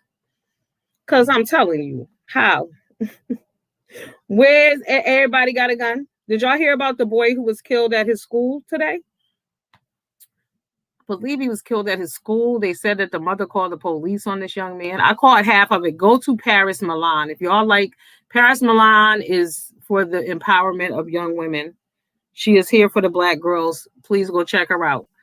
But a resource officer. So this little boy was beating up this girl at school.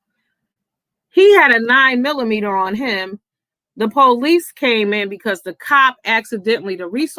resource officer accidentally shot himself with his gun. So when the police rushed in, they thought the boy had shot the resource officer, but being that the boy had a 9mm gun on him at school, they shot the boy and killed him. So yeah, check her out. You'll like Paris Milan. She is the bomb. She is really dope. She's a young woman too. I like her a lot. So they were blaming the officer. But no, in this situation, they were, the young man was the victim, not recognizing that the boy had a damn 9mm on him at school. It's crazy. I mean, and when you're young, you do dumb things. Absolutely. You do stupid stuff. But the point is you want to live to learn from the mistake. Yeah. Missing from the police district. They never gave us an update. Oh, wow. Yeah, you know where them guns went, to the street. Unfortunately for us as Black people, white people don't have to lift a finger because we destroy each other on a whole nother level. And it's sad. I mean, y'all got to be real. Let's keep it real. I mean, you see, like, everybody, they went on a striking war to shut everybody page down on YouTube. That's all self-destruction. Y'all remember KRS-One? Self-destruction. You're headed for self-destruction. Yeah, it's us. We doing it to ourselves. Yep, every day, all day. Hey, Sasha, welcome to the room, Bill. How you doing? Yep, we destroy. We hate on each other. And it's always everybody, they jealous. They jealous. I told y'all that word is not in my vocabulary. I really don't use it. But I've noticed the people that you hear using it the most are the most jealous-hearted people. The most dark-hearted. They hate the most. Yeah, boss lady, self-destruction. You're headed for self-destruction. We're there. We've arrived. We have arrived. We have co-signed and accepted all kind of negativity and bullshit. We have accepted gang culture. We don't even realize that we make excuses and we give people reasons to kill other people. Well, that was okay because they did that. No, it's not okay. It's never okay. It's not okay. He shouldn't have peed on his grave. He peed. When you look at the grand scheme of things, it's disrespectful that he peed on someone's grave. And I don't know why this person was murdered in the street, but were they a gangbanger too? See, because they said, well, he's a gangbanger, so he gets what he deserves. So the person whose grave he peed on was a gangbanger too. So that means he got what he deserved. See what I'm saying? It's like a never-ending cycle, but we just cannot stop the ball from rolling. Don't have anything going for them. No, people don't have jobs. People need jobs. People have no self-worth. I've always worked. I've been working since I could work shit. I worked when I was like 5. I used to do stuff around my house. My mother used to get mad at me because I would go to the grocery store and rearrange the cans on the shelf. Organize it, make it look nice. My mother used to be like, you don't work here. You don't work here. He peed on his grave and was killed a few days later. Yep. People go to graveyards and kick it. My friend, he passed away. I went to visit his mother at the old folks building that she lives at, right? So another lady who lives there, her daughter, I didn't know her really personally, but we went to the same high school, but her daughter recently died. She told me that she told this other chick that she don't ever want to see her face again, and she better not never go to that girl grave again, because on the anniversary of the girl's death, or was it her birthday, the chick went there and drank Hennessy at her grave, and the mother was offended. But the mother really shouldn't have been offended because all the fuck they did was drink Hennessy, and that's actually why the girl died. Maybe that's why the mama mad. I don't know, but that's what the girl loved, the Hennessy. So her friend went to the grave to drink Hennessy on her birthday, but the mother was offended. So again, there are different levels of respect and disrespect, and people take things differently.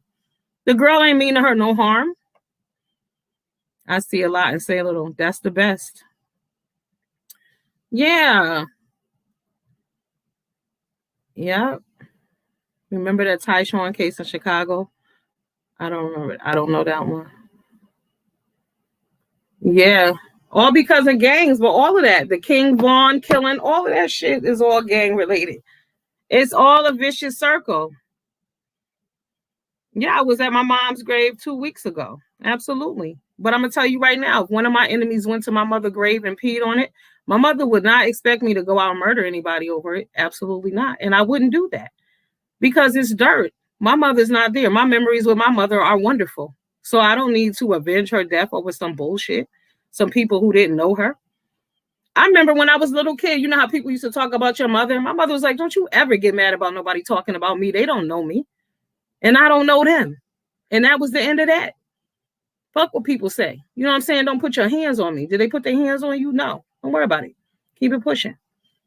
Because at the end of the day, when you really look at it, he went and he peed on dirt. They put manure on it to fertilize the grass, damn near quarterly, I'm sure, to make the grass look pretty. Because y'all do know they fertilize grass with cow shit. So, come on. Let's be real here. What is the real problem? The problem is that egos get involved and people fighting over dumb shit.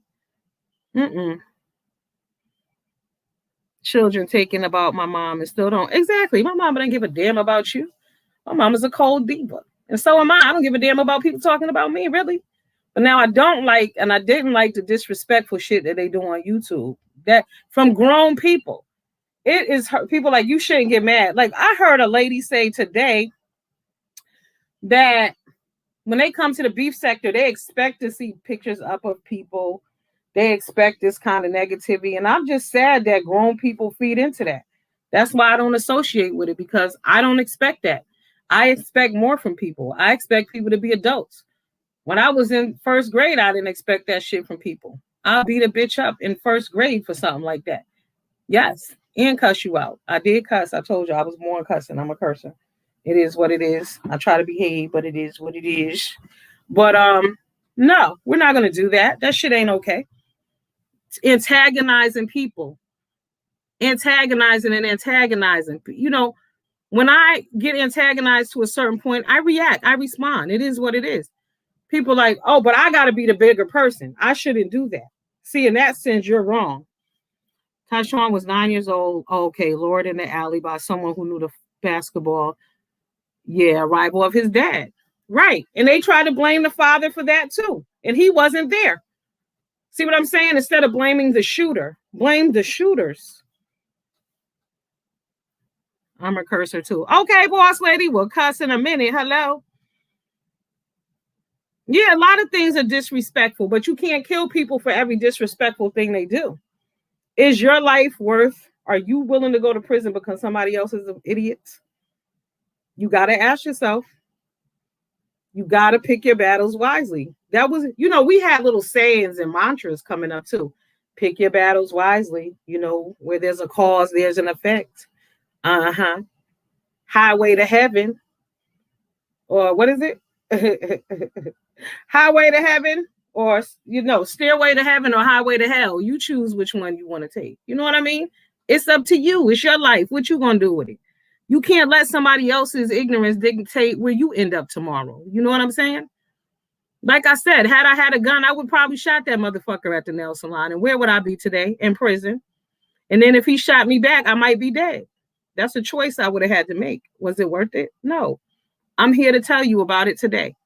But he's still a stupid asshole, and he's going to get what he's got coming to him. But he affected my life in a certain way. But at the end of the day, I'm home, chilling, talking to y'all, loving up on y'all, and y'all loving up on me. We ain't got to fuck with him ever again. I've never got to go back to, and I won't.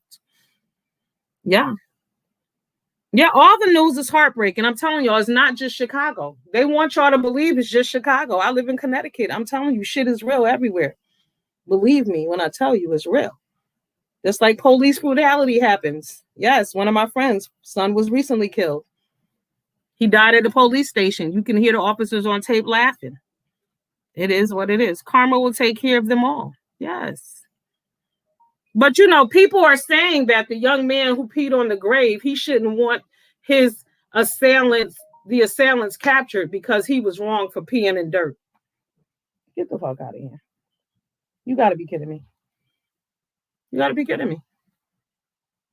We got to do better. We got to think better. We got to think bigger and smarter, and we're better than that. This is why murders continue to happen, because we keep giving people reason. You know, disrespect. When people disrespect you, you got to kill them. But that only applies to each other. Because I haven't seen not one officer accosted over no bullshit. Not yet. Not one time. Why aren't we finding them and harassing them and making them pay? Thank you, boss lady, New Jersey, my love. Appreciate you, boo. Yeah. Why aren't these people being contacted? Why aren't we finding them? Why aren't they being held accountable? Only hood people are held accountable. You know, we just got the wrong rules for the wrong people. It's just wild. Like I said, we want people to care about us who've never cared about us. You know, certain rules apply to certain people. Certain things are bad. You know, like I've heard people on here, actual people who have said out of their own mouths that I'm coming for your livelihood. I'm coming for your money. I'm going to take you down. I'm going to call the government agencies that support you. I'm going to take away your Section 8. I've heard people say it. But then now that they shit got taken away, it's, oh, that's wrong. You don't go for people's livelihoods. No, my love, you got to apply the same rules to you that you apply to everybody else. That is how we will grow as a people. When you hold yourself accountable for the same shit that you hold others accountable for. That's how you grow. That's how things get better. Because other than that, you're bugging. The rules don't apply to you. The rules don't apply to your son. See, the thing about me is my mama held me accountable for everything I did. I don't give a fuck. She held me accountable for shit I didn't do. It was to the point she was like, listen, hey, you know, if I think you did it, I'm going to fuck you up. For real. You know, that's what it is. I'm telling you, I was more afraid of my mother than any police officer. I didn't give a shit about no cop. I didn't give a damn about no teacher at school. I was concerned about what my mama was going to say. I believe they're mad because they're losing money. A lot of Black girls are doing nails now and selling hair too. Yeah, we need to get away from them people. They crazy. Be a leader. That's right. Lead yourself. Think for yourself. I would leave somewhere because I didn't like the vibe. I'm going to tell y'all. Let me tell y'all. UTFO. Y'all remember UTFO? Yo, UTFO. Yeah, what's up, man? They go that girl they call Roxanne. She's so stuck up. Why do you say that? Because she wouldn't give her brother like me no rap. All right. So they come to the high school and shit. Our local high school, Stanford High. And I wanted to go. My mother was like, hell no, you ain't going. No. I was mad. I was in my room. 2-3 hours go by. Mother coming in. She said, guess what? Somebody got killed. What? Somebody got killed. You know, where you wanted to go tonight and I told you no when you was mad. Somebody got killed. Right. Stabbed to death. Absolutely. Yeah. Folks are on the edge. Folks been on the edge. You got to keep your ass at home. You've been needing to stay home. I've never been a group person. I don't do crowds like that. I really don't. It's not my thing. You know, once in a while, but I'll be on point like a motherfucker. I'm telling you. You know, anywhere you go, you got to know where the exits are, who's there. I don't go places where there's no security. No, ma'am. And even when there's security, once your ass get out on that sidewalk, you better get out of Dodge. I'm telling you, don't stand around, don't talk to people. But now, since COVID, you don't even have to worry about that. That's why it's, you know, it's astonishing when you hear about crowds of people being shot down and shit like that. Like, how is this happening when y'all should be in quarantine? Why are y'all together anyway? This just makes no sense. Hold on, I got to go get some juice. Do I have a song to play for the heroes? I don't know. Hold on. For my peoples.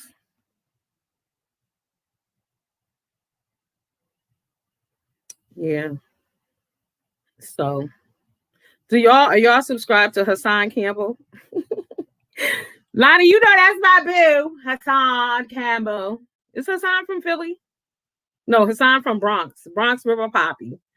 Y'all know I like Hassan. Hassan has grown. Everybody hated on Hassan too. Everybody talked bad about Hassan because Hassan Campbell was actually molested by Bambaataa for many years. Lonnie, you know Hassan is my boo. Stop playing with me, okay? Hassan always got on a matching fitted and a nice shirt. He always looks nice. Hassan is a little crazy too at times. Hassan is nuts too. But Hassan has grown, I believe. I like his commentary. He keeps it 100, you know, because he also comes from a place. To me, I like to listen to people who have life experience. I think, unfortunately, a lot of people who have platforms base things on bullshits. Yes, Bronx River Poppy. That's right. Be careful of your circle. They'll hurt you. And that's true. And everything Hassan is saying, you know, I'm from down the street from Hassan. Hassan is from Bronx River. I'm about, let's say, you get on 95, I'm about 30 minutes from Hassan. So, you know, same shit, same culture, same vibe. But he keeps it real. He talks that street shit and he keeps it honest. And he, like he says, you know, you got to pour into the children because the kids are lost. People are lost. Adults are lost. Yeah, student shot in high school bathroom. That's what Bama Girl Vlogs is talking about over there. I was just telling y'all about that. But the boy had a 9mm at the school. So y'all know. Okay, I'm gonna tell y'all some fly shit, right? So this is how y'all know kids do dumb shit. Because I've done dumb shit. I'm telling y'all, and this is why I know you gotta be held accountable. Hold on, I gotta get juice. I'll be right back.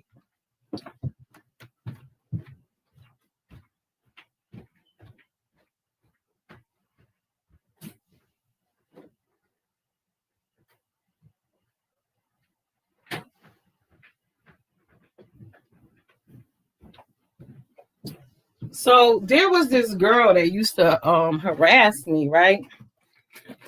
And there was this dude who was on some bullshit too. And you know, I was in high school and I told y'all I would carry a hammer. I used to carry a hammer in my backpack.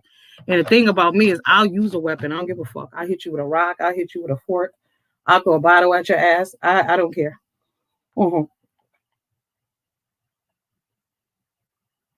So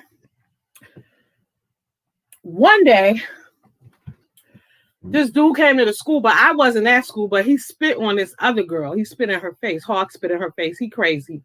Woman beater type of dude. So I saw him the next day and I had my hammer and I had got a motherfucking 22 from my friend. Right. I had a gun at school in my backpack.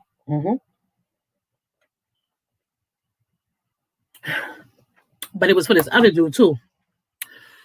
The hammer was for the dude, John. I was going to beat that bitch to the ground if he put his hands on me. Because a lot of dudes got hand problems. In the high schools and shit, you find that out. Oh, yes, hammer. Oh, the hammer, and we use it.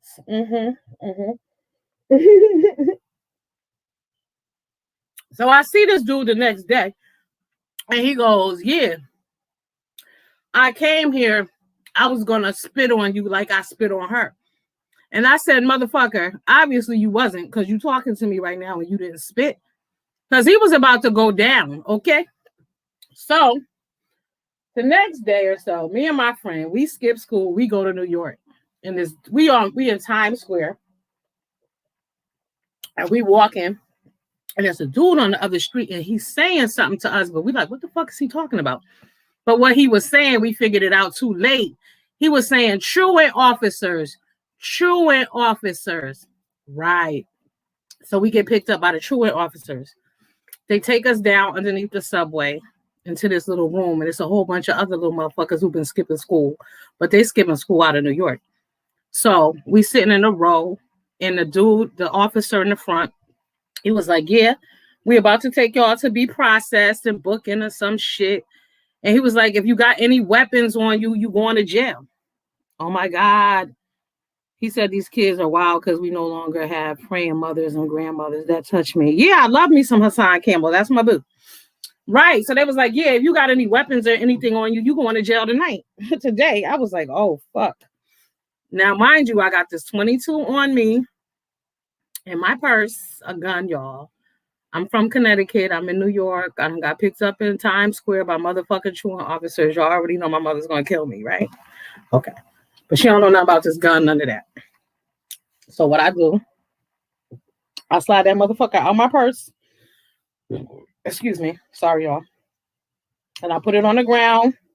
And I kick it like under the seat behind me. But luckily, it's some other kids behind me. And you know, we in New York. These motherfuckers is gangster too. They see it. But don't nobody say shit. So they like, you know, like kick it over or whatever. We bounce. They take us on this van to another building. They process us.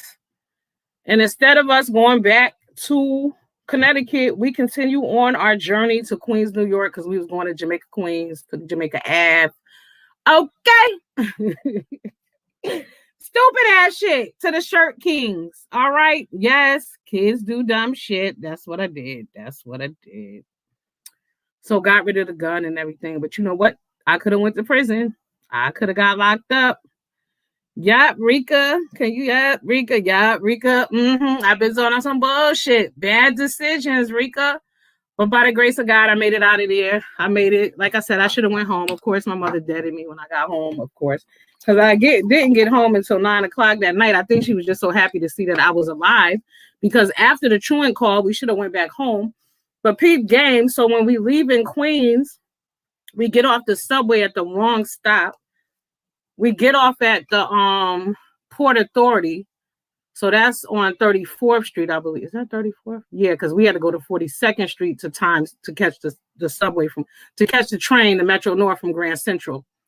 So I got the pistol, Rika, from my homeboy Michael. Okay. You know you got connections. Rika, remember, I'm from the motherfucking real hood. People around here talk that fake hood shit. I'm from the real hood. Okay. So yeah, so we get off at Port Authority, which is 34th Street, but we need to go to Times Square to catch, not Times Square, we're in Times Square. We got to go to 42nd Street to catch the Metro North. So we're going through the motherfucking Port Authorities, but we went through the turnstile the wrong way. So now an undercover officer pick us up. Oh my God. So it's me and my friend. She not, again, I'm from the hood or whatever. And luckily I got gangster in me. Apparently my dad, he's a principal and all that good shit, but he got thug in his life too. Anyway, that's another story. However, so we go through the motherfucker backwards. So the undercover who get us say to us, go through and pay. And when you come back through, y'all go into juvie. We had gave him a fake name. That statement went through me. I know I've been covered in my life with prayer. Absolutely. Gotta get you through it, honey. So he was like, y'all going to juvie. We gave him a fake name. So when we went back through, he told us to go through and pay and come back. And he was taking us. When we went through to pay, I grabbed my friend by the motherfucking arm, bitch, and we was out. I was like, let's fucking go. We ran haul ass because, bitch, I was not going to juvie. Definitely not in New York. My mother already gonna motherfucking kill me. Bitch, I gotta get home. These motherfuckers is tripping. I'm not going to jail. What? Oh, hell no. And now looking back, it's amazing that thank God nobody looked under the seats because that gun could have been easily tied to me because it was under my chair. I was sitting there. Stupid shit. So yeah, I get it. Understand. So when I have these opinions about things, they come from a real place. Ain't no bullshit. Yes, Sean, they had us on the paddy wagon. They took us down to another building. Gotta stay prayed up. And you gotta think, I told y'all, in certain situations, you don't know what the fuck you want to do. My friend, she was about to walk back through and let that man take her dumb ass to juvie. Bitch, is you crazy? We done went through the turnstile. We the fuck out of here. You bugging. I bounced. What? Gone, baby, with the wind. Nigga, you at goddamn Port Authority. I'm sure there's some teenage hookers or prostitutes or somebody about to get pimped that you need to be worried about. We's out. Okay, I got a mama that take care of me. Fuck you. Yeah, it's crazy. Crazy. When I think back and look at that, like, what the hell was I really thinking? I really wasn't. Right. I've lived. I was a wild child. Keep in mind, when this shit happened, I was like 15. I had no business. What was I doing down there? But I used to go down there. I used to go to Latin Quarters, to the hip hop clubs and shit. I kicked it with one night we went out to breakfast with Kid and Play. Y'all know from the that movie. What the fuck? Y'all know what I'm talking about. One night it was a riot, and that was another night I saw a body down there at the Latin Quarters. This dude, his girlfriend, I think she was at the coat check. He went outside to get a cab. When she went outside, somebody had shot the boy dead in the street. Yes. Another night, a riot breaks out. We in like the phone booth, people running by. The rapper Dana Dane is in the damn phone booth with us. He jumped behind me and my friend, the same one who I had went to the city with. And the motherfucker reached right over us and snatched his gold chain off his damn neck. But mind y'all, he's hiding behind us. He a grown-ass man. He hiding behind us. 2 girls. Right. A lot of bad things could have gone away. Yeah, a lot of bad things. I'm glad to be here. Thank God he spared me. Because I've done a lot of shit I had no business. I'm telling y'all. Mm-hmm. But it was all fun. It was all great. I don't regret a lot of it. I can't say I don't regret all of it, but I'm going to say I don't regret a lot of it. A lot of it was a good time. Wonderful stories. Things that a lot of people will never, ever experience. And the way COVID changed the world recently, I mean, I really look back over those experiences and thank God. Oh, you from New York too, Sean? Yeah, Anthony, Dana Dane, Cindy Fowler, Dana Dane. Yes, New York, baby. That's why I like too. I said DMX. I love him. And he was hot. I mean, he was New York, no doubt. He had the New York rap scene on lock.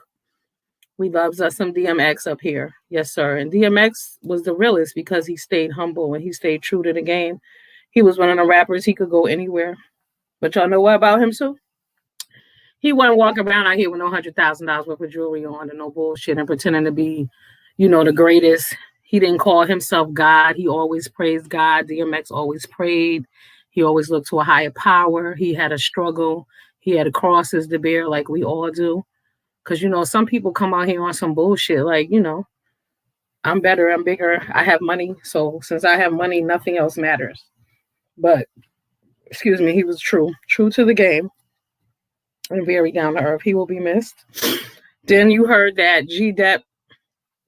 Oh, G-Dep, forgive me, my brother. Not G-Dep. Black Rob passed away. And everybody want to hold Diddy accountable for Black Rob. That's what I'm saying. Like, we just be holding people accountable. Oh, thank you, Nat Boo. Thank you to everybody who sent me Cash App. I appreciate y'all so much. For real, for real. From the bottom of my heart, I truly, truly do. Yes. Yes. Thank you guys. Thank you all very, very much.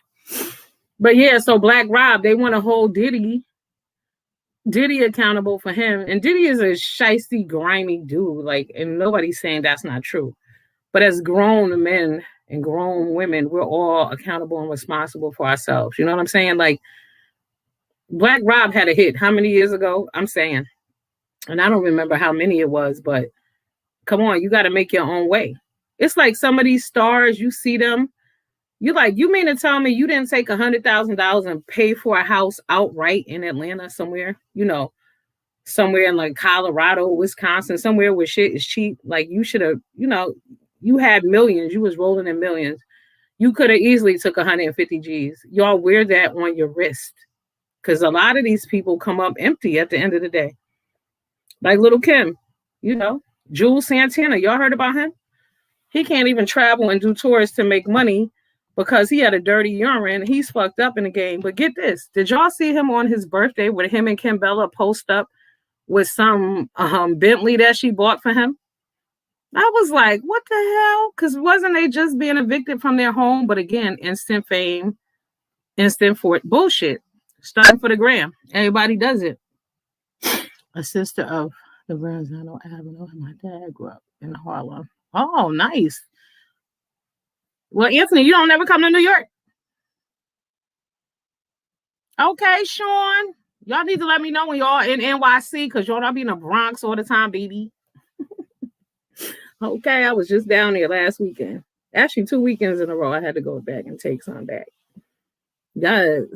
Let me know when you're in NYC, baby. Y'all. But yeah, as adults, we're all responsible for our own behavior and our own actions. And I'm amazed at how many people don't have jobs. Grown people don't work. How does this work? Aunt, let me know when you're in the area. Definitely. Yeah, a lot of grown people don't work. A lot of people ain't all contributing shit into their own lives, let alone society. So this is why we are lacking in growth, in dignity and pride. Remember, it used to be proud to be, I mean, I'm still proud to be black, but I don't know if everybody is still proud to be black. People want to be mixed. Everybody want to look Indian, you know, not even Indian. What are they? Mexican, black and Mexican and shit. Oh man, it's just a mess. A mess, a mess, a mess. All right, I'm about to be out. How long was I on here? Oh my God, 2 hours. Thank you all. I appreciate you, loved ones. Now I'm hungry because y'all remember I didn't eat lunch today. I was on live. I had a little lean cuisine. I'm starving. I had some juice just now, but that ain't gonna do it. Okay. I hope they, you know, it's 10 o'clock. Can y'all believe that things close here at like 10? Let's look up some and see if I can order anything. It's Friday. I should be able to get something. But you never know around these parts. Because y'all know people don't be wanting to deliver. And I can't say I blame them. Because, you know, the delivery people ain't safe either. That's messed up. They kill delivery people. They kill the Uber drivers. Like, it's fucked up. And it's sad because they kind of make it seem like it's only black people. So therefore, we don't get deliveries and we don't get Uber rides in certain areas, you know? This shit is wild. I just don't like how we disrespect each other so much that other people think that it's okay. And that's why I'm telling y'all, when people think that the police are going to respect us, it's just not. Because I remember when I was in the Dominican Republic, it was some people, I don't even know where the fuck these people was from, didn't recognize the accent, none of that shit, had no idea, nothing. But I know this bitch was being disrespectful to me, this dude. I'm like, excuse you? You know, I just gave him like an ice grill and like, get the fuck on. But he was being disrespectful. And it could have only been because I was black. You know, I don't ask that question. I told you, that's not a question. Is this because I'm black? No, because you know that's why. So don't ask parks to do rap battles, basketball games, and rappers. Listen, you can't meet at a park for anything. I wouldn't dare go to a park for a rap battle, a basketball game, a cookout, a nothing. Okay, black mixed with black. Hello. Black on black on black. Yeah, you can't go to the park nowadays. Hell no, you can't go to the grocery store, let alone the park, or Walmart, nothing. People have lost their damn minds, okay? Can't go to the job. Y'all heard about in California, this dude went to his ex-wife's job. This woman divorced him 3 years prior, went to her job, killed all the people who helped her, like her coworkers, and one coworker had just happened to bring her 9-year-old son to work that day and killed that little boy too. Just how sick people are. Like, you can't even break up with a person. I just still want to know where these damn guns are coming from. I'm glad you caught the live too. I never come live. Yes. Never, never, never. Y'all didn't really miss anything. I was just talking about in the beginning how we just have, you know, basically we make excuses for murder. That's all, you know, like we worry about the wrong kind of respect, you know? Like I said, people want you to respect their street. You know, don't come to my hood. Don't come to my corner. Yeah, courtesy is lost. I mean, it's just crazy. You know, because you're considered weird when you're nice. But, you know, I noticed that when I was growing up, too, though. See, in elementary, it was all good because I've always been like a nice girl. I mean, like, you know, I'll get in your ass, but I'm friendly overall. I just want to have a good time. But I noticed that in middle school, like when I would be around more hood people, that I was considered weird, like, because you're not angry all the time and you're not mad and you don't want to hurt people and you don't want to fight. I mean, people would just pick you out of a crowd and be like, I want to fight her. Y'all know that. Have y'all ever experienced that? That's that real hood shit. Like, when you're in a good, you could be out in a crowd of people, you don't know this bitch from Adam. Then the bitch will be like, I want to fight her. Oh no, honey, don't you ever feed into that bullshit. Okay, if you out somewhere minding your business, some bitch just come up out of nowhere and want to fight you, get the fuck out of Dodge, because that's a whore with nothing to lose. Trust that. For real, for real. I don't know you. You could be out on parole for all I know. I have no idea. And there are literally people out with nothing to lose, as y'all can see. High school, Lonnie. Oh my God, girl. Yup. Oh fuck, man. Oh yeah, the FedEx shooter. That dude was what, 19? They said he shot Middle Eastern people. It's just crazy. I mean, it's crazy out here. That's why I said you gotta blame the shooters. You can't be blaming the well, they did this. No, because sometimes people did nothing, or what they did was not a big deal to you, but some psychopath who didn't take their medication, who never had a girlfriend, who doesn't talk to people, who doesn't go outside, they decided that they didn't appreciate, they just didn't appreciate you being, so you gotta go. Nah, blame the fucking shooters.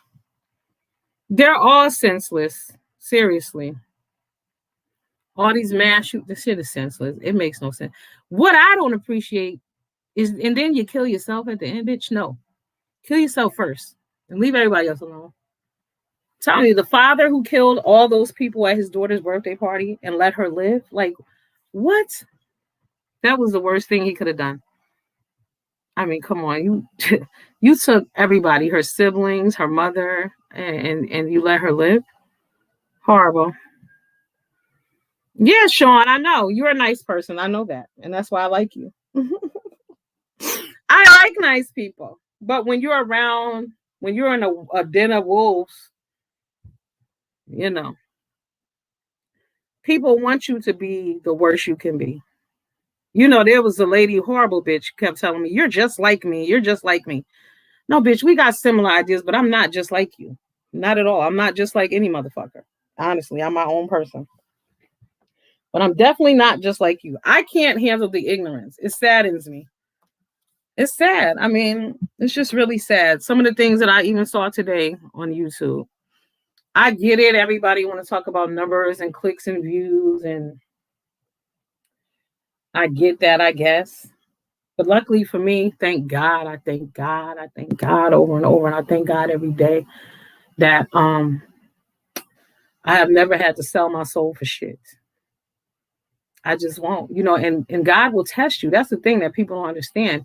He will put tests in your life. If you hold on and really put your faith in him, you'll be rewarded 12 times over. You know what I'm saying? Like sometimes, like if my money ran out today and I didn't have, say I lost my job, right? My money ran out.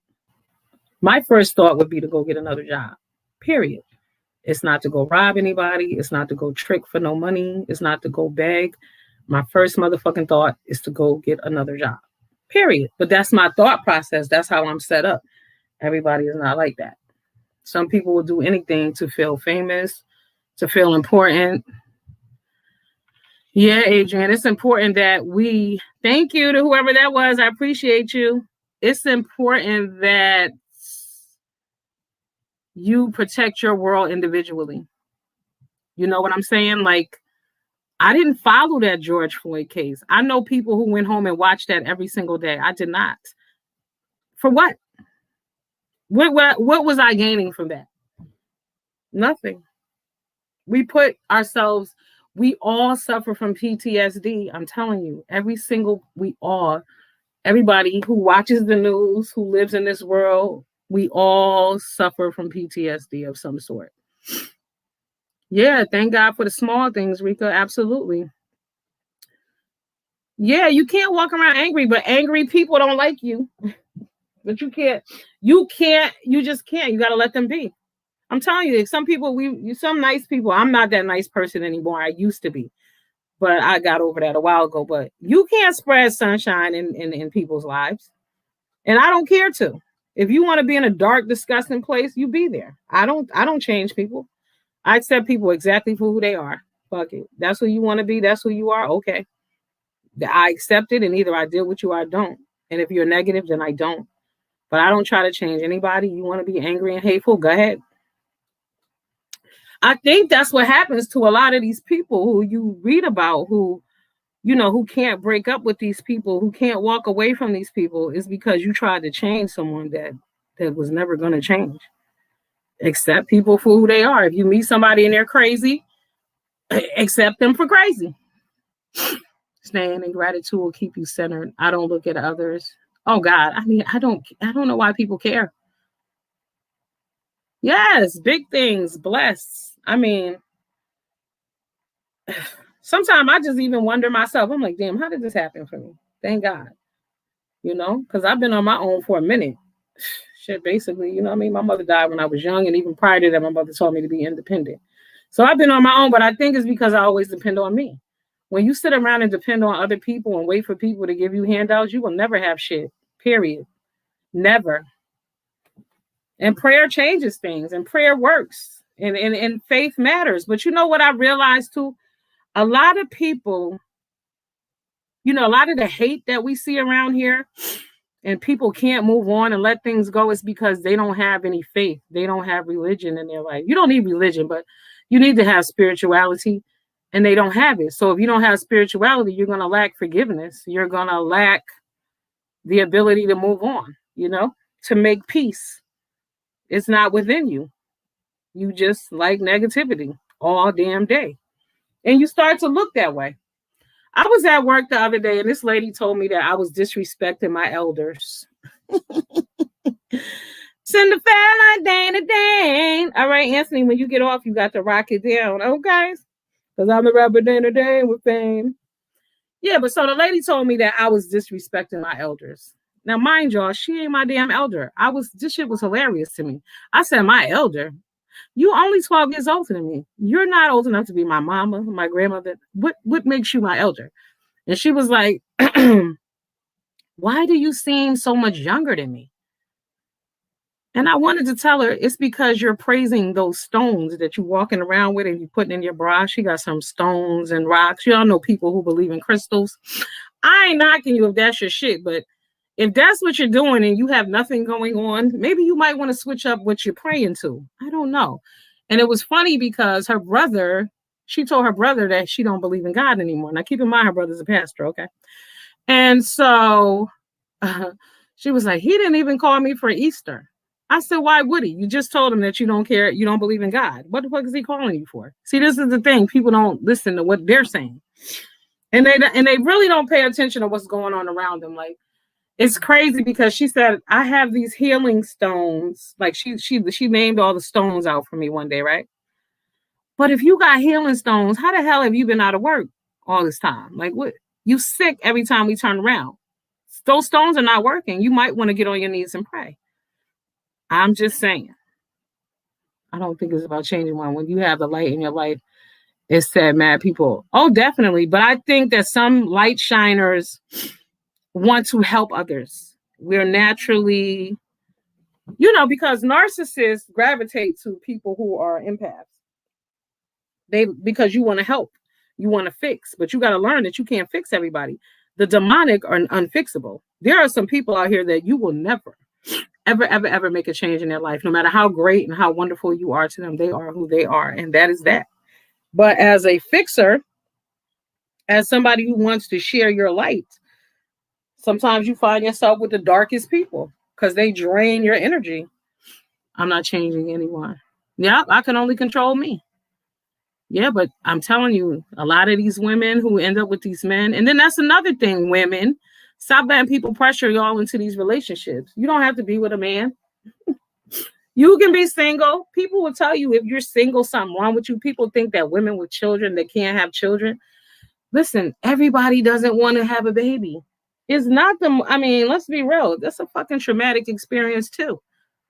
And everybody doesn't choose to do it, and they don't have to. But that doesn't mean they can't have children. And then if they can't, what are you shaming them for? Why? It's a whole lot of things that we hate on each other for. We're mean to each other about, and it doesn't have to be that way. We lack compassion and empathy. Yeah. And I just think a lot of people are just mentally ill. Because if you don't care about your own, because you think about some of the things that people say, even just speaking on people, parents. Sometimes I hear shit and I'm just like, do you love your parents? Do you? Because you wouldn't want anybody to say that about your mama. Why the hell is you saying that about somebody? At a certain age, though, that's the thing, too. At a certain age, these are discussions we have with children. 4 and 5 and 6, don't say that. Don't be nice to other people. But when I got to tell you at 35 that you need to be nice to somebody, I don't have time for you. You're fucking idiots. I'm sorry. It is what it is. And like one of my friends, I'm glad. I think she's been watching my videos on the download because I've seen a motherfucking change in her. Thank God. Because I was going to punch her in the side of her damn head too. I was like, I'm done with you. I don't ever want to have anything to do with you again, bitch. Don't talk to me. Don't call me. We don't talk after work. And she's tight with me like my sister. I love her. You know what I'm saying? But I'm not going to put up with your bullshit. Because people will be mean and make excuses for it. Like she do shit and be like, oh, I'm just being anal. No, you're being an asshole. Let's call it what it is. Like, no, bitch, I'm not playing with you. You want to talk to me any kind of way you want to, and I'll smack you upside your damn head. Cut it out. It's rude. It's disrespectful. I'm an adult. But being that you're older than me, if I have to speak to you about your behavior, I can't fuck with you. If for real though, ladies, seriously. And this is like as far as dating, right? Let's just say you 35, 40 years old. And if you go out, if you can't take this man to your Christmas party at work, or y'all go out to dinner, he doesn't know that he needs to tip and shit like that. Like, what are you doing? You got to ask yourself, certain things you shouldn't have to tell a person at a certain age. You have to have limits. You have to have standards because there are certain things you shouldn't be doing and saying at a certain age. And that's the other problem. We don't, again, hold ourselves accountable. Everything we do is perfect. Y'all remember, has twerking stopped now? I think twerking has calmed down now, right? I ain't seeing it as much because that was an issue. I would get mad when I see old ass women out twerking at the most random places at the random times. What are you doing? What are you doing? Don't do that. You know what I mean? It's not. And keep in mind, twerking is not the most attractive thing for everybody to be doing. Only certain people should be doing that shit. Right. Think about it. Think about the actual twerking. Close your eyes right now, you guys. Do a visual with me of twerking, right? Everybody twerking shouldn't be twerking. Right. Because everybody you don't want to see bent over in that position. Everybody it's just not for them. It's not a good look. But people do that shit anywhere and everywhere. I tried to help and she hurt me badly. I embraced her since she was 16 and helped her with her baby. I've been in life. Yeah, that's how people do. That's how people do. I'm detached from people. Several people I've helped. That's how they are because you know what? They're users. But if you notice, those people are always in bad situations too. Certain people always require help and assistance. And there's a reason for that. Because again, when you don't do right by people who've done right by you, what the hell makes you think that goodness is going to come to you? Because y'all know, did y'all hear that Star Shell? Remember Mary J. Blige's husband, Ken Do or Ken Don't, whatever y'all call him. That girl Star Shell, remember he was Mary was managing her. Mary said she could sing. Mary liked her, and Ken Do was sleeping with her behind her back.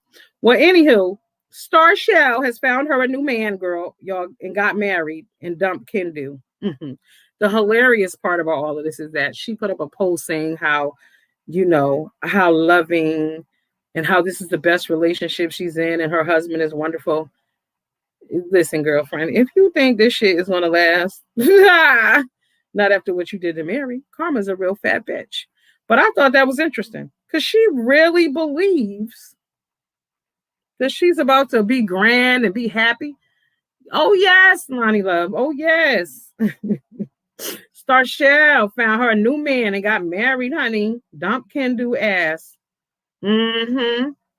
Now what? I know what I better not hear is that Mary is back with that bum. Now then y'all might have to find me. We got to find Mary and beat Mary's ass then. Mm-hmm. Oh, yes. Oh, yes. Oh, yes. Did y'all see Shekinah on here crying too? Talk about it's not funny.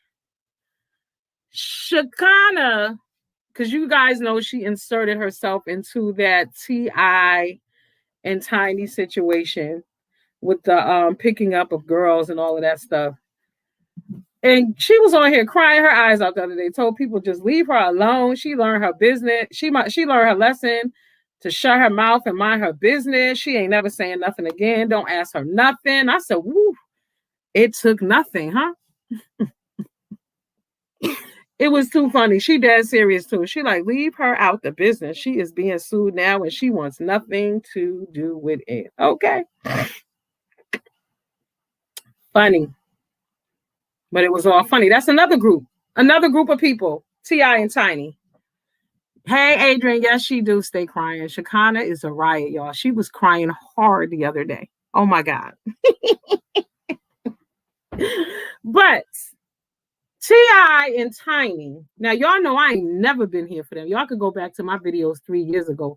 I have never been here for them. Okay? Never. But again, here we go. Black community. Tiny is a strong woman. Tiny is a good woman because she stayed with a man who was disrespecting her for all these years. People really believe that she was a good woman. And this is the rhetoric and bullshit that we believe. This is why I tell y'all we've been brainwashed through media and music and television, all kind of bullshit. Because on what planet does you stand with a man and y'all raping young girls and drugging them makes you a good woman? Did you all see Serpents on Netflix? If you did not, please, oh please check it out. Yes, there's some fire poetic justice at the end. But again, it's a lot of women. See, women, I believe like we are the nucleus and we have to be strong for these men because some of them just, they need direction. Like they've always said, behind every strong man is a strong woman, right? So, but if y'all notice, women go down for men all the time. Like the lady in the Jeffrey Epstein case, Giselle, whoever she is, he killed himself. Her ass is about to go to prison. Little does she know. She's gone forever, pretty much. That lady in that Folos Dulos case up here in New Canaan, Connecticut, where the man killed the wife, him and his girlfriend, well, allegedly she helped him or whatever. Anyway, he killed himself. Guess who they got locked up? Her ass. Mm-hmm. Yeah, T.I. as a person is just trash.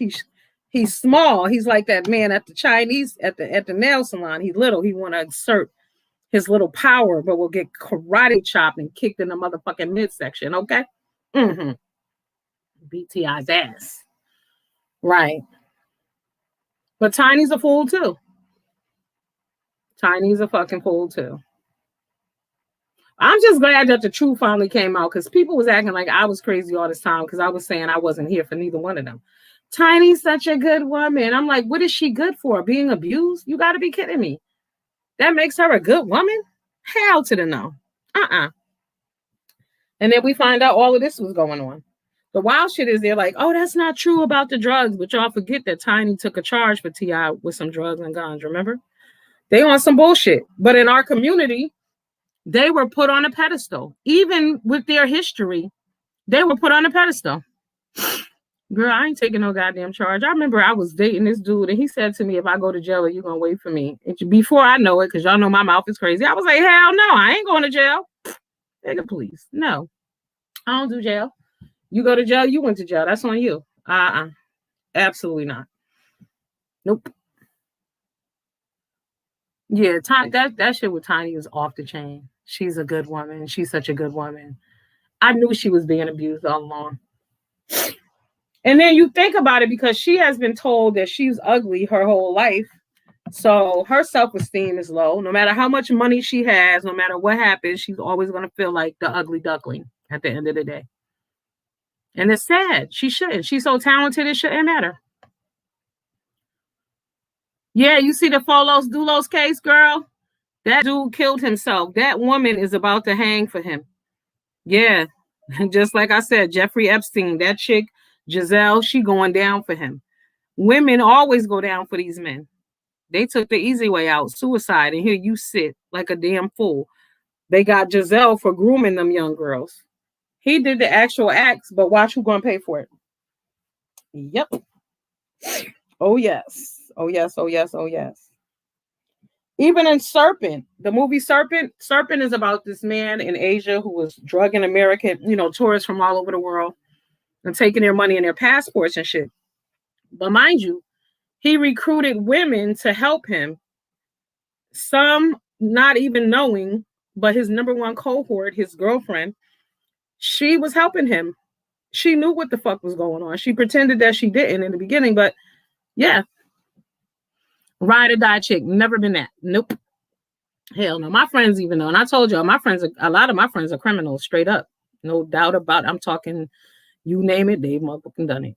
Because I told y'all I come from that environment. However, they always say, oh, we ain't gonna do no crimes with you. You already know. You already know because I ain't going to jail. Oh, hell no. My goal in life was to stay out of that bitch. After I saw that Linda Blair movie, I must have been like 5 years old or 6 or some shit. It was on Channel 5, Fox, Apple Movies. And I don't know the name of the movie. All I know is they took a broomstick and they shoved it up her. And my mother was like, yeah, if you ever go to prison, that's what they're going to do to you. That was all I needed to hear, honey. I ain't never, ever. Hell to the no. Don't want to get locked up. No thanks. Mm-mm. And another movie that'll keep your ass out of prison is Shawshank Redemption. I don't know if y'all saw that, but oh, wow. Eye-opening. But y'all know what else is on Netflix? American Me. That's good. Check that out. American Me. So y'all got to watch American Me, White Tiger, The Serpent, Bad Trip. That's funny. What else did I watch? And I'm back to watching Game of Thrones again for the 8th time. That is an excellent series. Each time you watch it is something, you see something that you didn't see the first time. And I damn sure must not have watched season 1. Because I just realized in season 1, I don't know if any of my Game of Throners are out there, but Catherine Stark was the messiest bitch of season 1. I don't know how we let Cersei wear that title. Catherine Stark set all that shit in motion. Right. Over an assumption. Exactly. Yeah. Got a lot of people killed. That bitch. Yeah. Shawshank was good. I could only watch that once, though. It was a little too deep for you, girl. Way too deep for me. I like to kiki a little in the movie. Oh, no. There wasn't no kikiing at the Shawshank. I mean, the end, it ended all right, but oh, no. That whole Shawshank Redemption is up there with Jaws and Friday the 13th for me. Those movies moved me in ways that I didn't like. No, thank you. I'll pass on those. I will pass on those. Some things. Y'all know what else was a scary movie? What's it called? Oh my God. It's about the porn star John Holmes.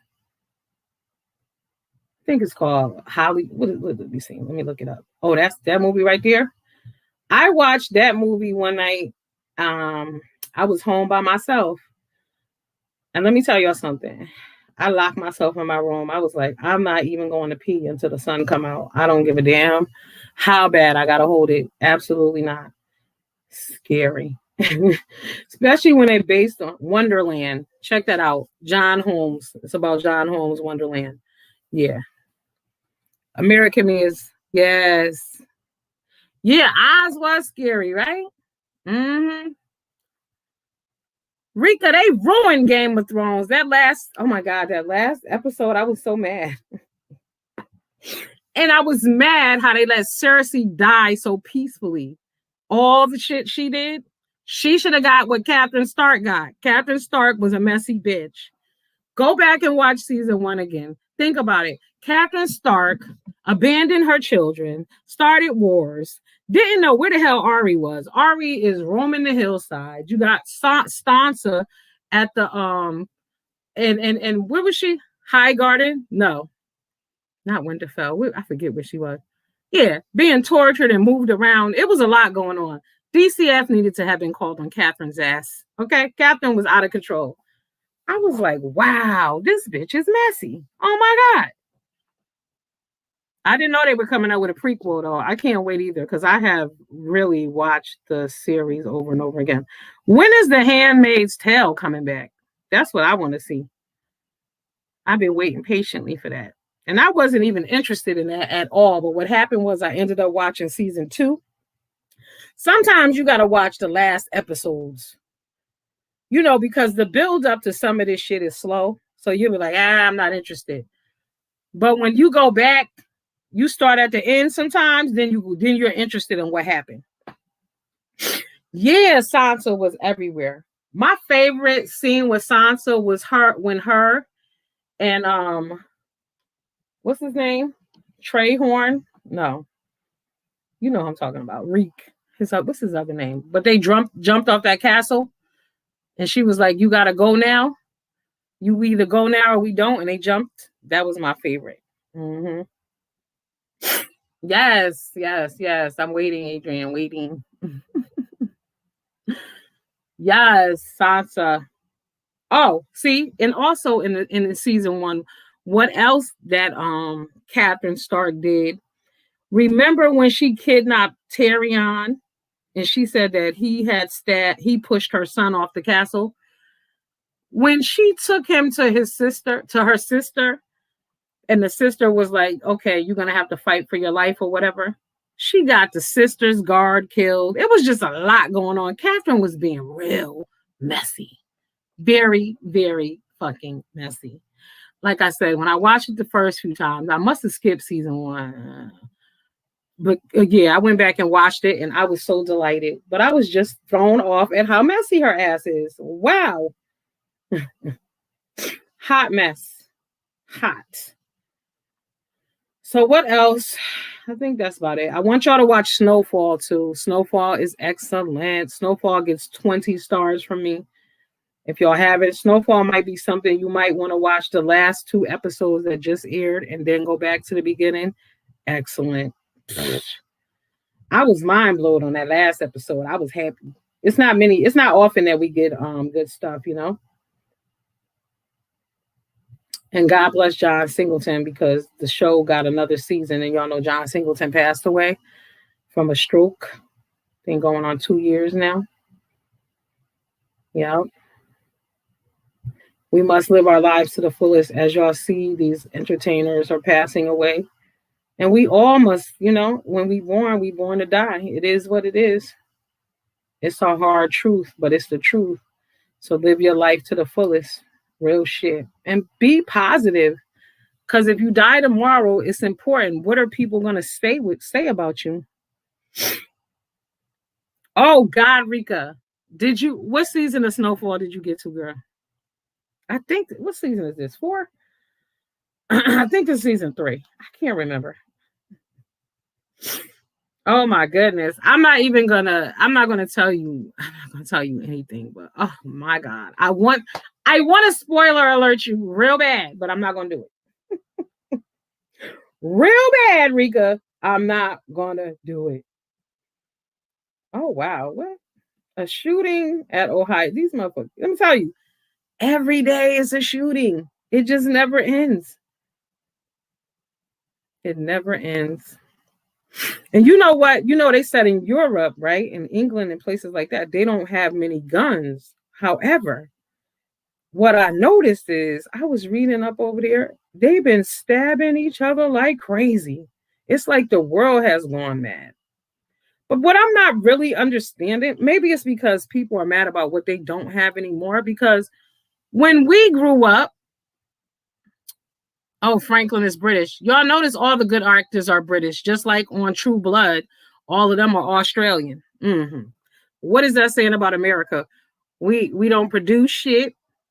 We don't produce goods. We don't produce actors. What's really good? What's really going on here? Anyway, yeah. Do you like Franklin? Franklin is a sociopath. You know that, right? Franklin is a straight up murderer. Period. Fucking Franklin. It's a bit much with Franklin and that dude, that sicko, the CIA dude. Do y'all like Wanda on there? Yeah, Franklin. Oh my God.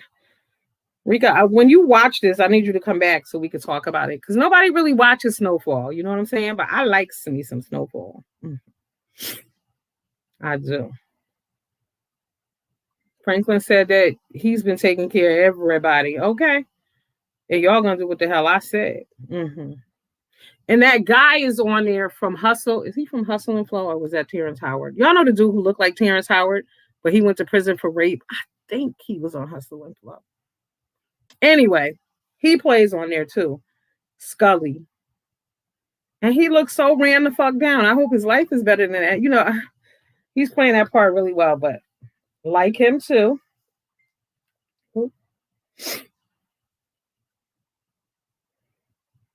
Oh, yes. Somebody just texted me about Melody Snowfall. Melody. Yes, Melody. Franklin has killed so many people. I was surprised he didn't kill Melody, though. His ex-girlfriend who shot him down. Mm-hmm. Yeah, Sean, but stabbings. Oh my God. I read that this guy went to his friend's vigil, right? And he got stabbed to death at the vigil, but he also stabbed 2 other dudes. So I guess it was like a knife fight. I can't even imagine being in a knife fight. Oh my God. Mm-mm. No, ma'am. I don't do violence like that. I try not to. I know I should do the review. I want to review Snowfall and what else I said? Oh hell yeah. Y'all know what else? Have y'all been watching Mama June? Oh my God. The first even if I don't watch anymore, the first episode of that was so disturbing. But what stood out to me more than Mama June being on crack was Pumpkin, her daughter, right? Her daughter has a daughter named Ellen. I need to get Ellen on the damn phone because I need to ask the little girl Ellen a question. Ellen's about 3 years old. So Ellen has a little black doll baby, right? And at first I was like, oh, nice. Ellen has a black doll. Oh, thank you, Rika. Ellen has a black doll baby or whatever, right? But then I noticed that Ellen is beating the hell out of this black baby. So I'm like, hold on. Could somebody tell her to love the black baby? I mean, she's beating this black baby up. If y'all can watch episode 1, check it out and you're going to crack the hell up just like I did. Because at first I was like, oh, how nice. She got a black baby doll, blah, blah, blah. The way she abused and beat that baby, I was like, oh, hell no. No. This is not acceptable. I mean, even if it was a white baby doll, why would you let her beat that baby like that? Who beats babies? Like, that's sick shit. To me, that's up there with killing animals. Why are you beating on your baby like that? I mean, she was beating the hell out this baby. Check it out for yourself. However, so there's a part where Pumpkin husband comes home, right? But he gets home late. So she makes him sleep on the porch. And then she threw his plate of food out on the damn porch and told him to eat outside. And I'm like, damn, that's fucked up. You know, he paid the bills or whatever. But I learned something from that Pumpkin. I said, you know what? As Black women, sometimes we are too goddamn nice. Right. She did exactly what she was supposed to do because the next day, like 2 days later, he came back or whatever. And he was very apologetic and he recognized the error of his ways. And he knew that. He said, I should have been here first. I was wrong for making you wait. Yes, you were. That's when I realized, shit, no, she wasn't wrong. I was wrong. I was wrong. She was absolutely right. Treat him like shit. That's what he deserved. Hey. I can't make this stuff up. I saw it firsthand. I was like, wow, she really threw his food up. She was like, no, you're sleeping outside and get out. And she threw his food on the ground outside. It was in a plate, but she tossed that shit out there. Like, I don't give a damn if you eat it or not, sir. Be here on time. I was like, you know what? Pumpkin, you're right. When you're right, you're right. It is what it is. All right, I got to get out of here, y'all. It's time for me to go watch a little television. I don't know what I'm going to watch because I pretty much watched every damn thing on Netflix, I feel like. Everything. I like certain stuff, so I'm kind of over it at this point. I don't know. Anybody got any suggestions? Drop down. Let me know. Leave me a comment somewhere. What should I be watching? What are you watching? What else is on here? I've been watching some outdoor shows, too. Did y'all watch Underground? Did y'all ever go back and watch Underground? If not, it's on OWN now. Underground is excellent. For real. I watched that a few times too. But I really was only into season 1 like that. But he was pretty good too. But I need something else to watch. You know what, boss lady? That last season of Queen of the South threw me off. I don't know what the hell was going on. I'm gonna try to go back and watch that again. The Mayans is on too. And if y'all didn't watch what's that shit called? Oh my God. With the outlaw bikers. Oh my goodness. The Mayans is a spinoff of that show. Y'all know what I'm talking. Sons of Anarchy. Yo. That was good. Check that out. The Sons of Anarchy was excellent. The way it ended, I was happy with that. She got what damn Cersei should have got on the Game of Thrones. I don't know how they let Cersei walk away like that. I'm a little annoyed by that shit. I'm like, they just let her die so peacefully down in the basement. Absolutely not. Cersei has done so much dirt. And y'all know what started me to watching the Game of Thrones? My friend had been telling me about it, but I would skip it. But I saw the episode where she was walking through the town naked and they was throwing stuff at her saying, shame, shame. I said, oh shit. Let me see what the hell going on. Yeah. Bring the drama. Bring the drama. All right. Good night, you guys. I might be back in a little while. I just got to run to the store. Hit me up. I'll be back. Deuces.